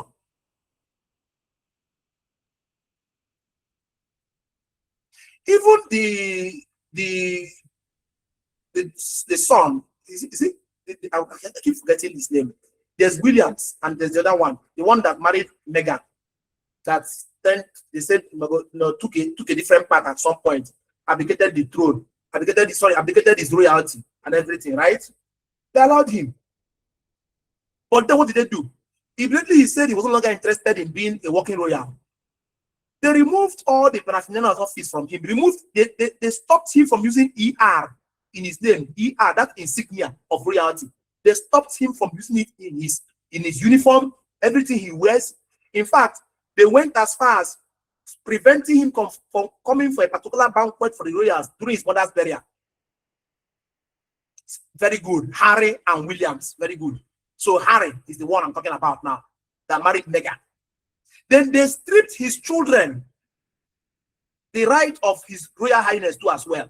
Since their father has said he won't want to be royal again. The guy now tested the life of being a normal person and saw how empty it was. Now I heard he's now working his way back now, so that Prince Williams will consider him and reintegrate him to the family again, make him royalty again. Are you seeing how even the royal family chastises their erring children? Then your own, you let your own. He's still a child. He's still a child. He's not a child. He's a full spirit, full human being, but he's in a little flesh, so he can't do much. Groom that child. You are grooming the spirit in him. When his flesh increases in capacity, he will do more. Do you understand? The spirit in your child is not as small as that child. It's a full spirit. A spirit that can do anything, or that can move and change the world. All right? So your standards become your identity in action. Let me give another example. Imagine two entrepreneurs invited to meet a potential distributor. One arrived 45 minutes late without calling. Thus, his custom is he comes late. The other arrives early, prepared with product knowledge, samples, and a notebook.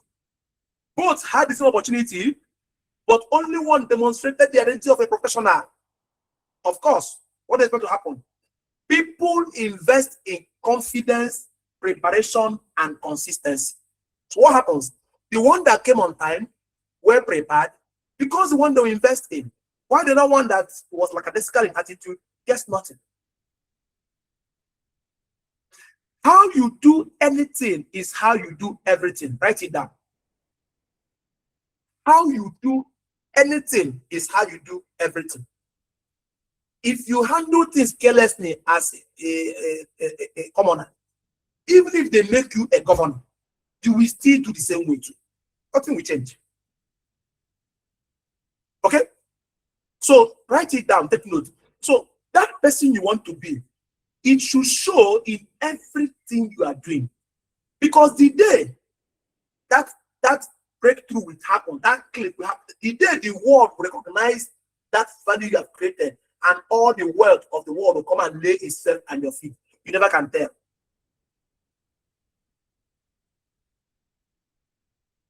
If you look at those who build apps, nobody knows which app will make me a billionaire. Nobody knows. Somebody just sold an app.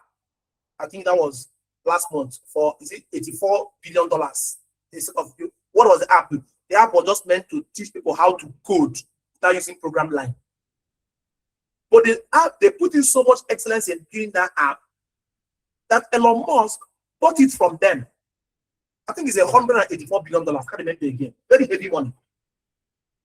So who knew that that's where money is? That means if they built it sharply, it wouldn't have been to the standard where Elon Musk wants to now use it to augment his humanoid growth he's doing. So how you do anything is how you do everything. Notice that even me, I try to put standards in everything I do.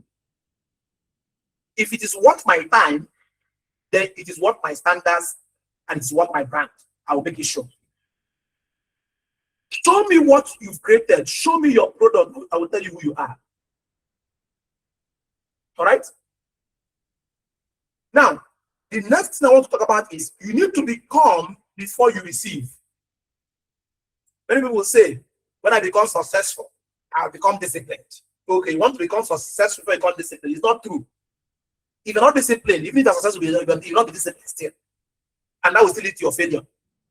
Okay? So, Judas reversed it. They become disciplined first, then they become trustworthy first, they become knowledgeable first, they become reliable first, then success follows. So reverse it. I don't care where you are. Even if you're a great man, show excellence. Show that you're trustworthy. Show that you're reliable. Show that you're disciplined in that great man work. Now let me tell you something. I don't want to say one of my security men.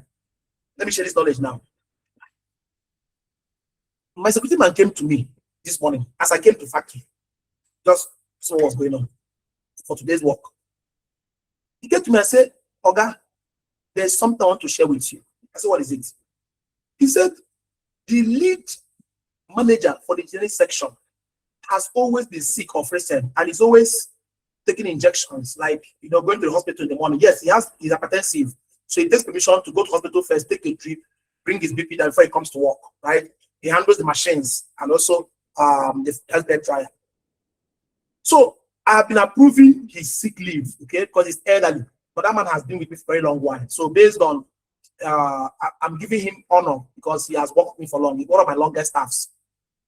So this man told me, sir, then he notices that there's nobody understanding this man's scale. That even the man, because the man's son works for me, the man's daughter worked for me, the man's daughter even became a manager in my company. In fact, she went for service now in Abuja. So he now told me that even the man's daughter, who was now holding the fort for the father when the father is not around, because he to train his children to be technically oriented, so they know how to operate machines and get things the way I want, the standard I want, keep the place clean. So he said nobody is understanding what this man is doing, that anything can happen to this man tomorrow. There's going to take a hit of my business because it take me time to groom another person to become like him, to replace him in terms of standards, his identity in the work. The man's name is Romanus. Let me share his name. Now, that thing was, and actually, I brought two guys to understudy him. But those guys were more interested in cutting corners. If you look away, there's still something. You look away, raw material comes in, they divert it, take money. So they were doing this until they got caught. Two of them won't call their names, of which just to save them. But the two of them, they got caught at one point, and I had to sack them. But I had not now gotten any other man to replace them, because at that point, Romanus' daughter came and took over. I was doing well. Now this guy now tells me this, and it occurs to me it is true. That's what is called institutional memory. That Romanus has an institutional memory which I need to be transferred to one or two people in case tomorrow God calls him up, because he's elderly. Now, this gate man, I noticed, he's not only in the gates. When I come, he makes sure the factory is clean. He will weed the place. He will put things right. He will, any wire kept careless, he picks it, puts it well. I've been noticing this man is meticulous about him. Wheelbarrow gets little problem. He says, sir, this wheelbarrow, the tire is down. Let's pump it before. One day they will need it. It won't be available. Like, he takes care of things. So I just know him. So I even made him the head security man, Now, because he brought this knowledge to me, I looked at him. I said, Michael, can you do this? Can you understand? Can you understudy Romanus for me and replace him in what he does? He said yes. So today, I promoted the security man to enter the factory now and understudy the factory manager. He's not a graduate.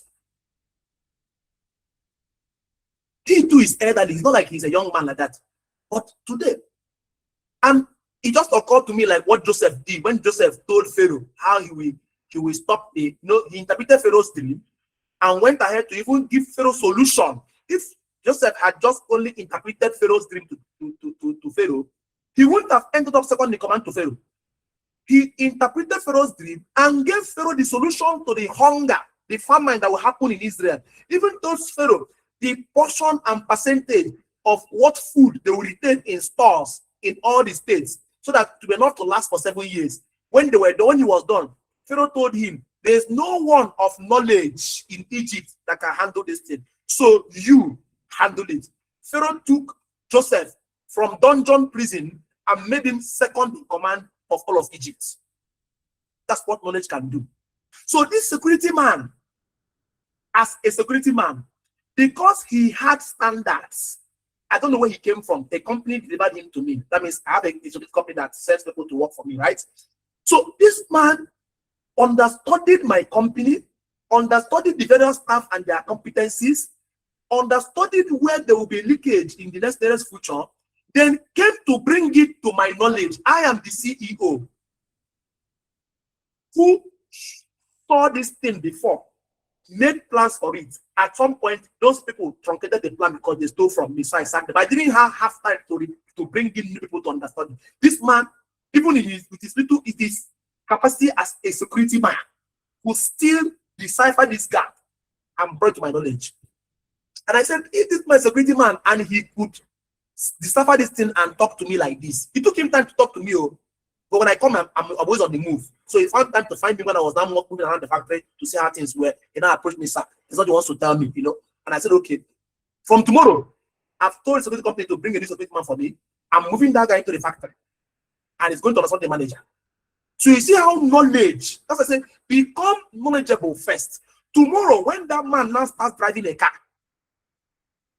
moves to a better apartment, they will say, maybe our guy is playing Pasha, our guy is doing somehow. That how can we, as regular staff here, they didn't promote us? He's not security man that now came to become our guy, and now he's manager. But it is the guy's standard. He has an analytical eye.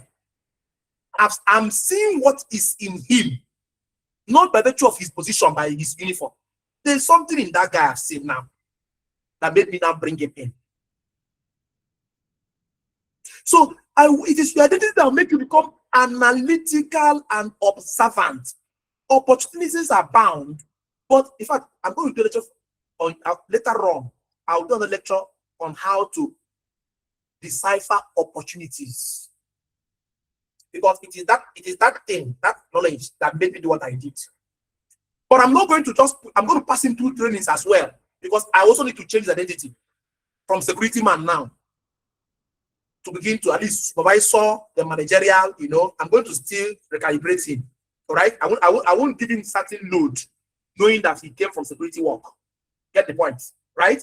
But he has it in him. I just need to bring it out. I love it when people meet me and their life change. I just love it. It's only joy that it's not what gives me joy. So we change that guy's life. Not because he showed certain characteristics. All right. So do not wait for the title before acting like a leader. No. A leader should show in you, even if you're in the dustbin, even if you're in the gate, my house, even if you're in the whatever it is you are, the leadership in you, the qualities will show. Okay? Become the leader before receiving the position. Don't wait for the position to come before you become a leader. If not, it will never come. All right? So your daily environment shapes your identity. Very important. Take note. There is nature, there is nurture. Where you grew up matters. Your environment matters. We can be in the same country, but not of the same world. Are you aware that in this country, some human beings actually go about eating food from the dustbin, but they are not mad? These people that pick iron on them, that pick scrap on the road, that sell scrap, are you aware they actually at some point get to dustbin to look for scrap, see food people threw away that is smelling that, and they eat it? I've seen it with my 2 eyes. I'm not telling you what I don't know. They eat it and relish it and even thank God for the food. That means the waste food from your house, somebody eats it. Remember, in your house, you threw it in dustbin because it has spoiled. Maybe you threw it from the fridge, everything in dustbin, right? Somebody makes that food 4 days down the line or 5 days down the line in the dustbin, takes it and eats it and is comfortable. I'm not saying a madman. I'm saying a full-fledged. You will see him carrying his iron condemn back. Put it so he knows how to pick iron. They will put magnets and then be testing iron on the road. Anyone that's magnet, they put it in the container. They even steal good ones and put. Then he knows how to pick those things, knows how to go where they weigh it, knows the amount they'll pay for kg, knows how to collect the money, and then he still knows which dustbin in which area has food for him.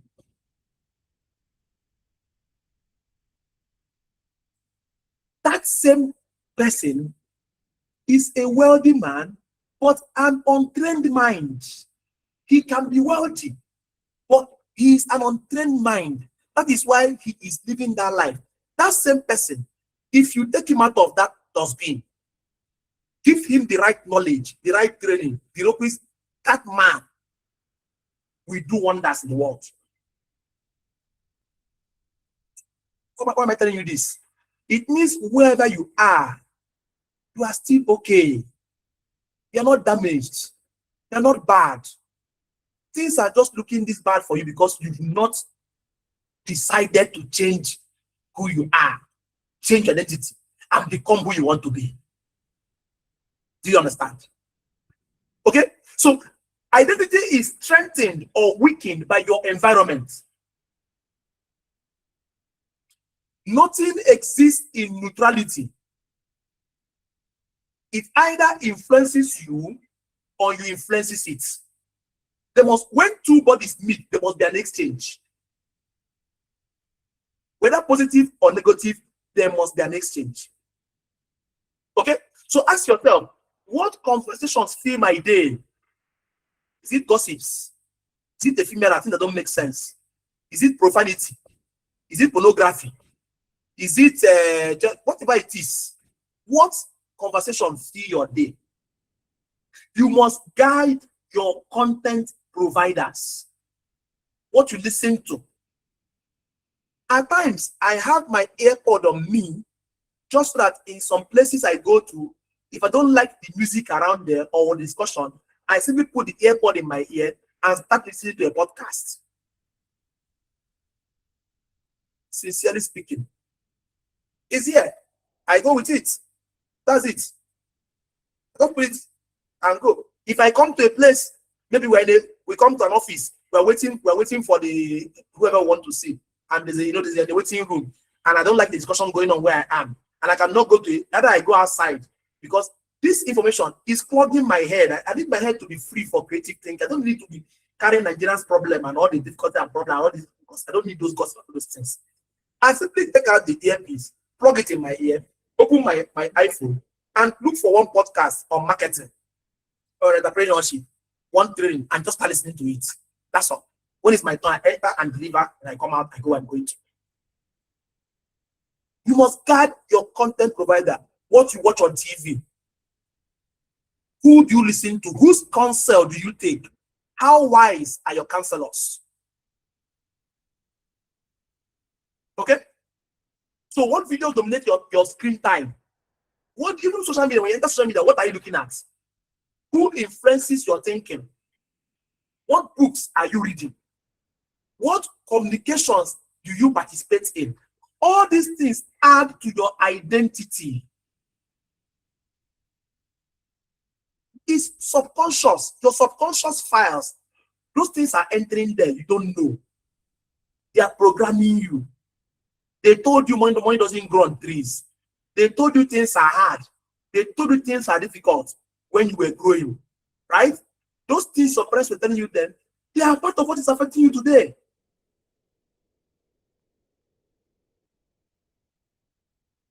So because they say things are difficult, you've chosen not to find the soft way, the easy way, the smart way to get things done. When I mean soft way or easy way, it doesn't mean that life is easy. I'm not saying, it's not what I mean. When I mean the soft way, certain things you do manually, there can be a software that can automate it, like this AI now that is ongoing. You guys don't know that AI, some of you are taking AI training, like academically. Anywhere you see anybody doing AI training, go and learn it.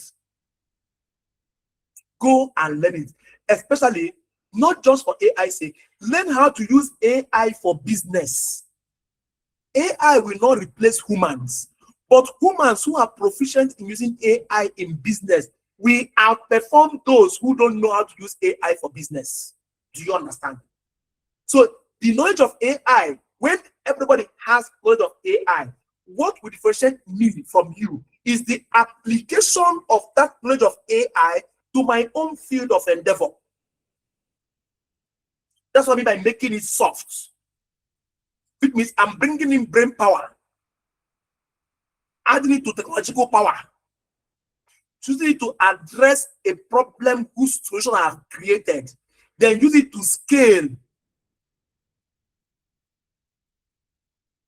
I told a simple formula for wealth: problem plus solution plus the audience plus scalability.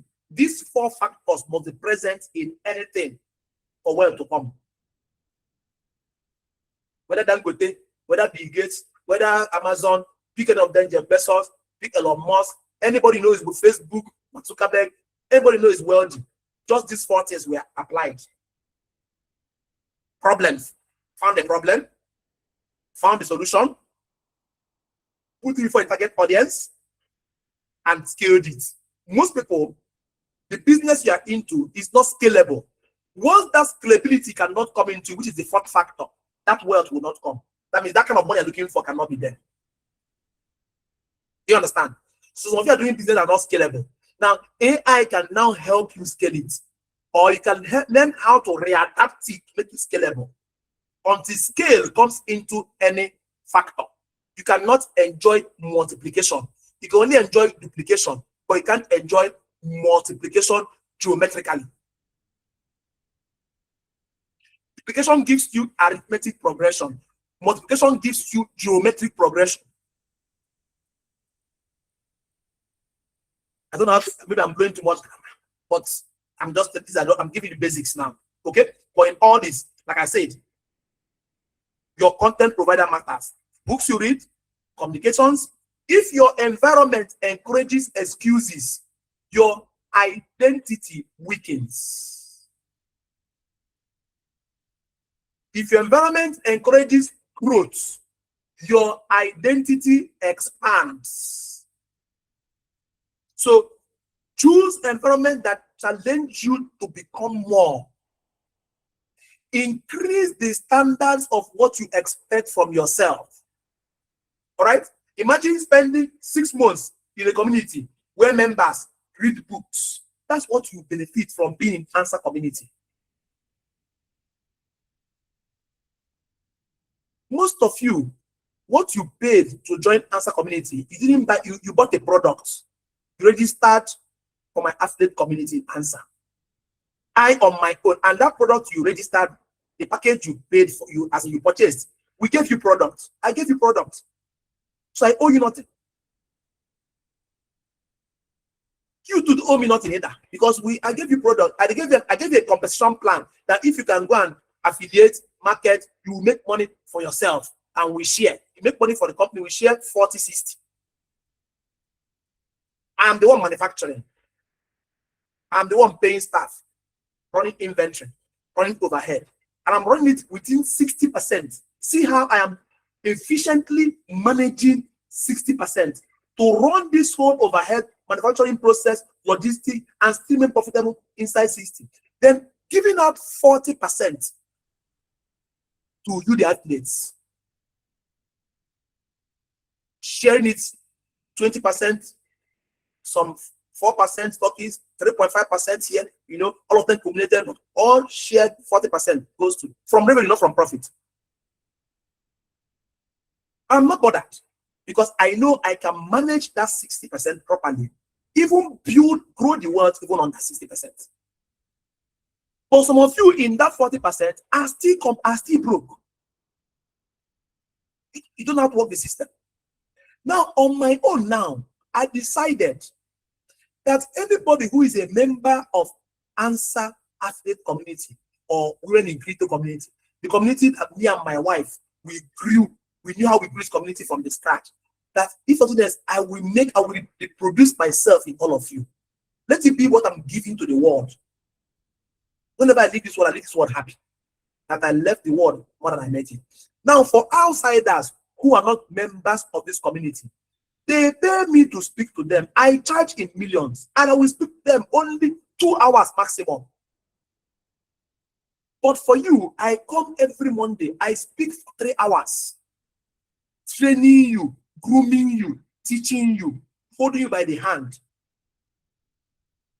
As long as you listen to me, it doesn't matter if you don't have capacity now. I am building your ability and increasing your capacity. 2 years, 3 years, 4 years, 5 years down the line, most of you will be greater than me. I'm not lying. Greater things will you people do. People are gods. You just need to be awakened. You don't need to be inspired to get that light, that flash that awakens you. Then the godlike nature of you comes out. Suddenly, those things you used to do ordinarily, you start doing it extraordinarily. You guys start having different results in your offices, wherever you're working. Your boss starts seeing something else in you. They begin to position people for foreign trade, position people for foreign training, position people for certain things. Before you know it, you see yourself somewhere. People are recommending you.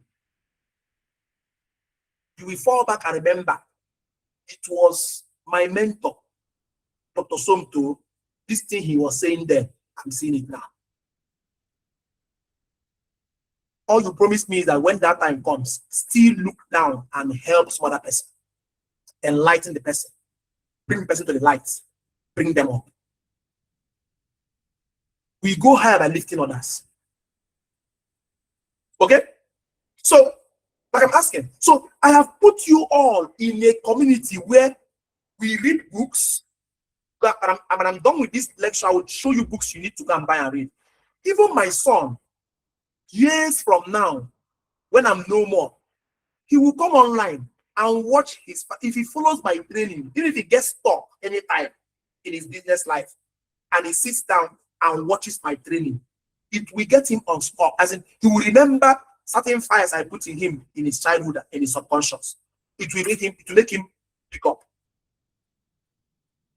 So this knowledge I'm sharing for you today is generational. So You in a place coming where we read books, share business ideas. I bring the ideas. Some of you were here when we created us together to make problems, solve the problems. We're doing things together. Business ideas. Practice public speaking. I told you very soon some of you will become leaders in our community, giving presentation. Even doing better than I'm doing it. Learn AI. My wife is now teaching AI. Go and join that class. How much, whatever how much it is, pay and join. Learn. Then building businesses. We are building businesses. It's going to teach you how to use AI for business. Your businesses, from knowledge you get from here, we better positioned. We do greater things than what we are doing. Then celebrate discipline. So imagine spending 6 months, 1 year, 2 years, 3 years in a community that does all these things I'm talking about. Then compare that with spending 6 months surrounded by constant gossip, complaints, negativity, crumbles. He told me, she told me, and all that. Eventually you begin to resemble your environment. Okay? So protect your reputation at all costs. Your identity is not only what you believe about yourself, it is also the reputation you consistently build. So ask yourself these questions. If someone mentions my name today, will people describe me as reliable, honest, knowledgeable, disciplined, helpful? What will they say about you? Or will they remember excuses, inconsistency, broken promises? Your reputation is your asset. Protect it with all your life. Okay? So, building the identity of an answer leader. I'm wrapping up now. Okay? You can listen to me and you're an answer leader. Just understand that you don't just simply sell products. It's not about selling products. Answer leaders are educated people. Okay? We educate people. We solve problems. We keep learning. We keep building relationships. We serve consistently. Even when it's not convenient for us, we lead by example and we represent the answer brand with integrity. These are the standards I expect from every answer leader. That will become your identity. Okay? Because remember, your business in answer grows when your identity grows. Very important. So I'm going to give you practical action steps now. Like I told you, when I give you the theory, I give you practical things that will make you live up to what I'm talking about. First of all, write your future identity statements. Now, instead of writing, I want to become so, right? Write, I am becoming, because it is an action word. It's a process. I am becoming, not I want to be. When you say I want to be, you are procrastinating. You are pushing to the future. When you say I am becoming, it becomes what you are constantly working towards. Okay? For example, I am becoming a trusted entrepreneur who improves lives through health, education, and ethical business. Let's give an example. And then you keep reading it every morning. We call it daily declarations. My children have it. It's in their room. We posted it there on the wall. Each day, David wakes up in the morning. He goes to that wall. He reads that declaration. When my wife wakes up, when they come and tell us that they're ready for school, first of all, ask them, have you read your morning declaration, your daily declaration? David will say yes. Sarah will say yes. Those things we are building the identity. So you should have one for yourself. You should have one for your children. All these things help. All right? Write it. Read every morning. 2, create an identity-based habit. Just choose one habit that reflects the person you want to become. That's all. And keep working towards it. For example, you can say, I've told you before, reading 20 pages daily, responding to customers' inquiries within 2 hours. You can say some customer just me up 2 hours. Like I told you before, I respond to WhatsApp 2 times in a day, morning and evening. I keep to it. Once in a while, I come in between. So people can understand when to expect response from you. Spending 30 minutes learning sales. Practicing public speaking, 10 minutes every day. It helps. Okay? So Just focus on becoming, not just focus on that act of becoming. Enjoy it. It's not merely an activity. Enjoy that joy of becoming. All right. Then you also need to upgrade one area of your professionalism. Choose one area in your life. Start from one place and then go to the others. It won't happen all at once. It's step by step. You can decide to improve your WhatsApp profile. If your WhatsApp profile looks shoddy, please go and make it professional. Wear proper outfits. Put proper write-ups.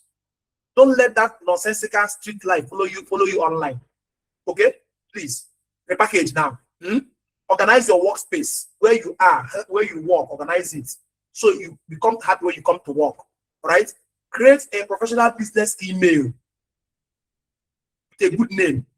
I see people's email, iltze2123@gmail.com. The name don't make sense. Professional email should be your surname and your initials, or your first name and your surname. It's your identity. My own is Inyaga S.O. Inyaga is my surname. S is Somtochukwu. O is Obiaho. Inyaga.so@gmail.com. Company owned. Answer@gmail.com. I'm not using nicknames. If you're using a nickname, please move to something more corporate. People judge you from what they start judging you from everything you give people. From your name, from your your email or business card, they're judging you. All right. Then learn to keep proper customer records. Record keeping very, very important, because those customers are your leads. They are resources you have to keep mining over and over again. All right. So prepare a notebook for every meeting. Any meeting you go to, have a notebook. This is my own.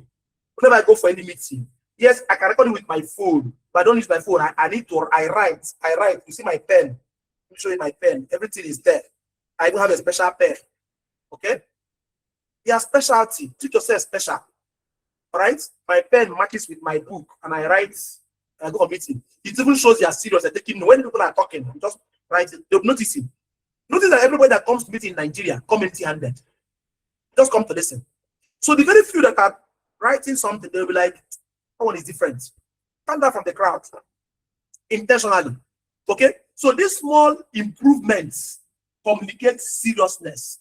People begin to take you serious. All right. So if you don't have anybody, if you don't know how to do this, find a role model, find an identity role model, and begin to model that person. Okay. Identify one Nigerian entrepreneur or leader whose character you admire. Me, admire Obi's character. I won't lie to you. At times, I just look at Obi and start playing on Obi's videos from when he was governor. Anything I can see online about it, I'm just playing just to hear him talk. I want to understand his thought processes. Do you get? It's not about politics. Just I want to understand. I've seen I read Obi's profile. How many banks he managed? Director of this, director of that, this one, that. Just I look at that man and I'm like, if that man could succeed and be straight in a crooked country like Nigeria, then that means anybody can. Just when you make up the mind to do that. Not just him, there's some other people I look up to internationally. You can have more than one mentor. I have like 8 mentors in different aspects of my lives. Do you get? All right. So all these things are important. So find a role model. Then what you need when you get to that role model, you need to study their habits, study their communication, study their discipline, study their consistency. That's what I'm studying now when I look at this people. So learn the principle, not the personality. I don't want to be like Obi. I don't want his personality. I want his principles. So they can be my own guiding principles. So I can do more than him. All right? So make sure you do this. I'm telling you, write these things down. Watch it down and put it down. Next one is you have to conduct an environmental audit. Some people, what's holding you down is where you are. If you're not tired of where you are is tired of you. So for 1 week, just record in 1 week. Just check how hours spent learning. Check hours spent in entertainment. Check people who inspire your growth. Check people who drain your energy. Decide what needs to be changed. Cut them off. Those that don't help you with identity. All right. So once you get this, it's called this is the identity transformation challenge. Right. So complete this before the next week's class. Remember, I've said it this my class. I'm building on what I taught last week. Previous is lesson by lesson. All these things are headed towards reprogramming you to that person who can create and sustain wealth. All right. So when you're done with doing these tasks I've told you to do, these ones I've told you to do, you're already on your way to having that identity that is required to create and sustain wealth. All right. So for closing, you must understand that the world does not reward potential. No, the world does not reward potential. If not, the first class brain, the person who got first class in your school should have been the richest man. But instead, people with third class are even richer than those with first class. In fact, people with third class employ those with first class. The world rewards preparation, rewards consistency, rewards character you bring to the business world, as in where you are creating your value. Okay, so do not spend all your energy chasing money. You chase it, it eludes you. He says, spend your energy becoming the kind of person money, opportunities, and people will gravitate towards with trust. All right? That's why in the parable of the talents, the man who buried his talent in the ground, Jesus said, take from him and give to the one that doubled his stone better. Money goes to people who know how to use it well, who can multiply it. Money runs from, money is a spirit, it runs from those who just mess it up. Goes to those who know how to use it. So become that person. Because when your identity grows, your income eventually follows. So become first, earn second, and then lead always. All right? So once you got this thing straight down, believe you me, you're on the way to success. Now I thought I would end this class by sharing some books. It's already 20 minutes past 10, so it's about 2 hours plus. So let me give you some recommended books. You need books that will guide you. You know, these books, you mustn't read it all at once. So I will tell you what each one is meant for. So that when you want to build that aspect of your identity, you go to that book. As you read it, it will begin to have the effect on your subconscious. These are books that made me who I am today. Books I used. The first, if it's wealth, you want to increase your ability to create value for wealth to come in. The book you need to study is The Richest Man in Babylon by George S. Clason. Richest Man in Babylon. The second book is Think and Grow Rich by Napoleon Hill. Think and Grow Rich. That's how you know that it's just your thinking. That's all. As a man thinketh, so he is. All right. Third one is The Psychology of Money by Morgan Housel. The Psychology of Money. Now, these are books that prepares you towards wealth creation.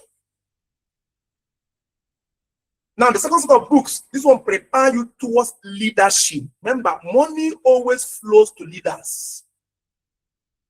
Once you're a leader of 1,000, leader of 10,000, leader of a community, you can never lack funds. When you go out there, invite people to this community, invite people to come and get knowledge. I want to create a very large community of people who are intentional in being knowledgeable. And this is the only platform where I will share this knowledge for free. Because I know with this knowledge, you guys will do wonders. We will all do wonders. Because I don't want to say I'm in the community. If I don't share, let me tell you why I'm sharing this knowledge with you. The truth is this. If I don't share this knowledge and bring people up, if I'm in this community, you will drag me down. That's the truth. Even my wife, you see her sharing knowledge. Is so we make you knowledgeable so that iron can sharpen iron. And when you become more knowledgeable, we bring you up to leadership. Because those who are leaders, we spend more time with them as against those who just joined. So we need to, as you become more knowledgeable, you get promoted to become a leader. Then you can spend more time with us in our creative ventures. But if not, if we leave our community to be without direction, without knowledge, in a matter of time, we too will come down, we'll become directionless, and so that's why it's necessary we share this knowledge with you. Okay? Then leadership. The first book you read is The 21 Irrefutable Laws of Leadership by John C. Maxwell. The 21 Irrefutable Laws of Leadership by John C. Maxwell. The next one is Developing the Leader Within You by John C. Maxwell as well. That's for leadership. If you read these two books and understand it, you will be a global leader. Notice I'm not giving you many books, so I just give you these are point-based books that if you read, at least study them. You mustn't finish just once in a while, go back to them. Just have them in your house. Have them in my home. From time to time. Visit them. Then for business, the books that give you knowledge, insight into ability to analyze businesses in a different way from others. The first is the E-Myth. The E-Myth Revisited by Michael E. Gerber.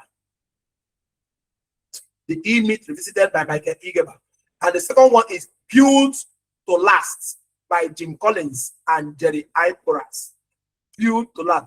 It is this one that I read, and that I was able to condition my business, now this answer business. I built in sustainability into it. There was a training I did. I taught people the secret of how I built in sustainability into the business.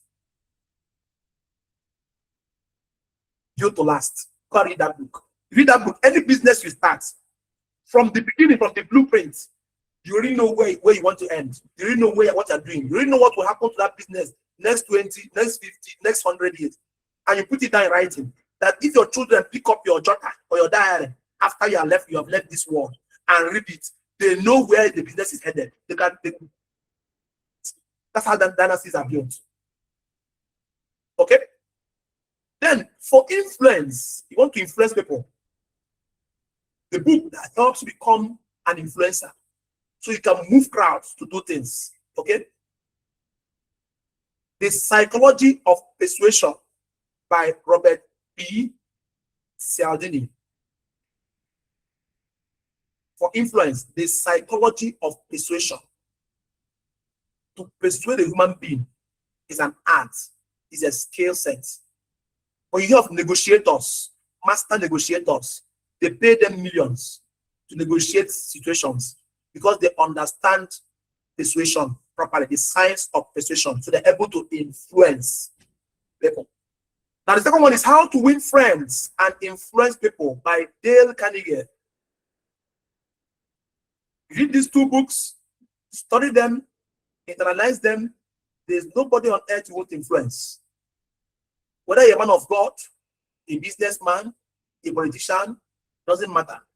Once you understand, this book shows you the psychology of how God wired human brain. These guys are just, I don't know how they experimented and found that distance. These are deep knowledge hidden in books that are in plain sight, but we don't know where to look for it. All right. Then I told you about wealth. I will tell you a book that takes care of wealth building. Wealth building. It takes care of how the psychology. That's why I told you about the 4 components of wealth, which is problem, solution, audience, scaling. Very simple. I was able to decipher these 4 steps simply by reading Rich Dad, Poor Dad by Robert T. Kiyosaki. Some of you have read it many times, but still don't know how to implement it. It just shows you how to put systems around anything you do. Anything you're doing now, until you plug the system into it, you can't build wealth. Only systems build wealth. All right? Then next one is, second one is The Millionaire Fast Lane by M.J. DeMarco. The Millionaire Fast Lane. If you don't find that one, you can read The Secret of the Millionaire Mind by T. Harv Eker. But look for The Millionaire Fast Lane. It's more in-depth. It's broader. Millionaire Mind by T. Harv Eker is a smaller book, pamphlet, it's a smaller book, but this one goes more detailed. All right? So these are the books in the various categories, which will help you form your identity,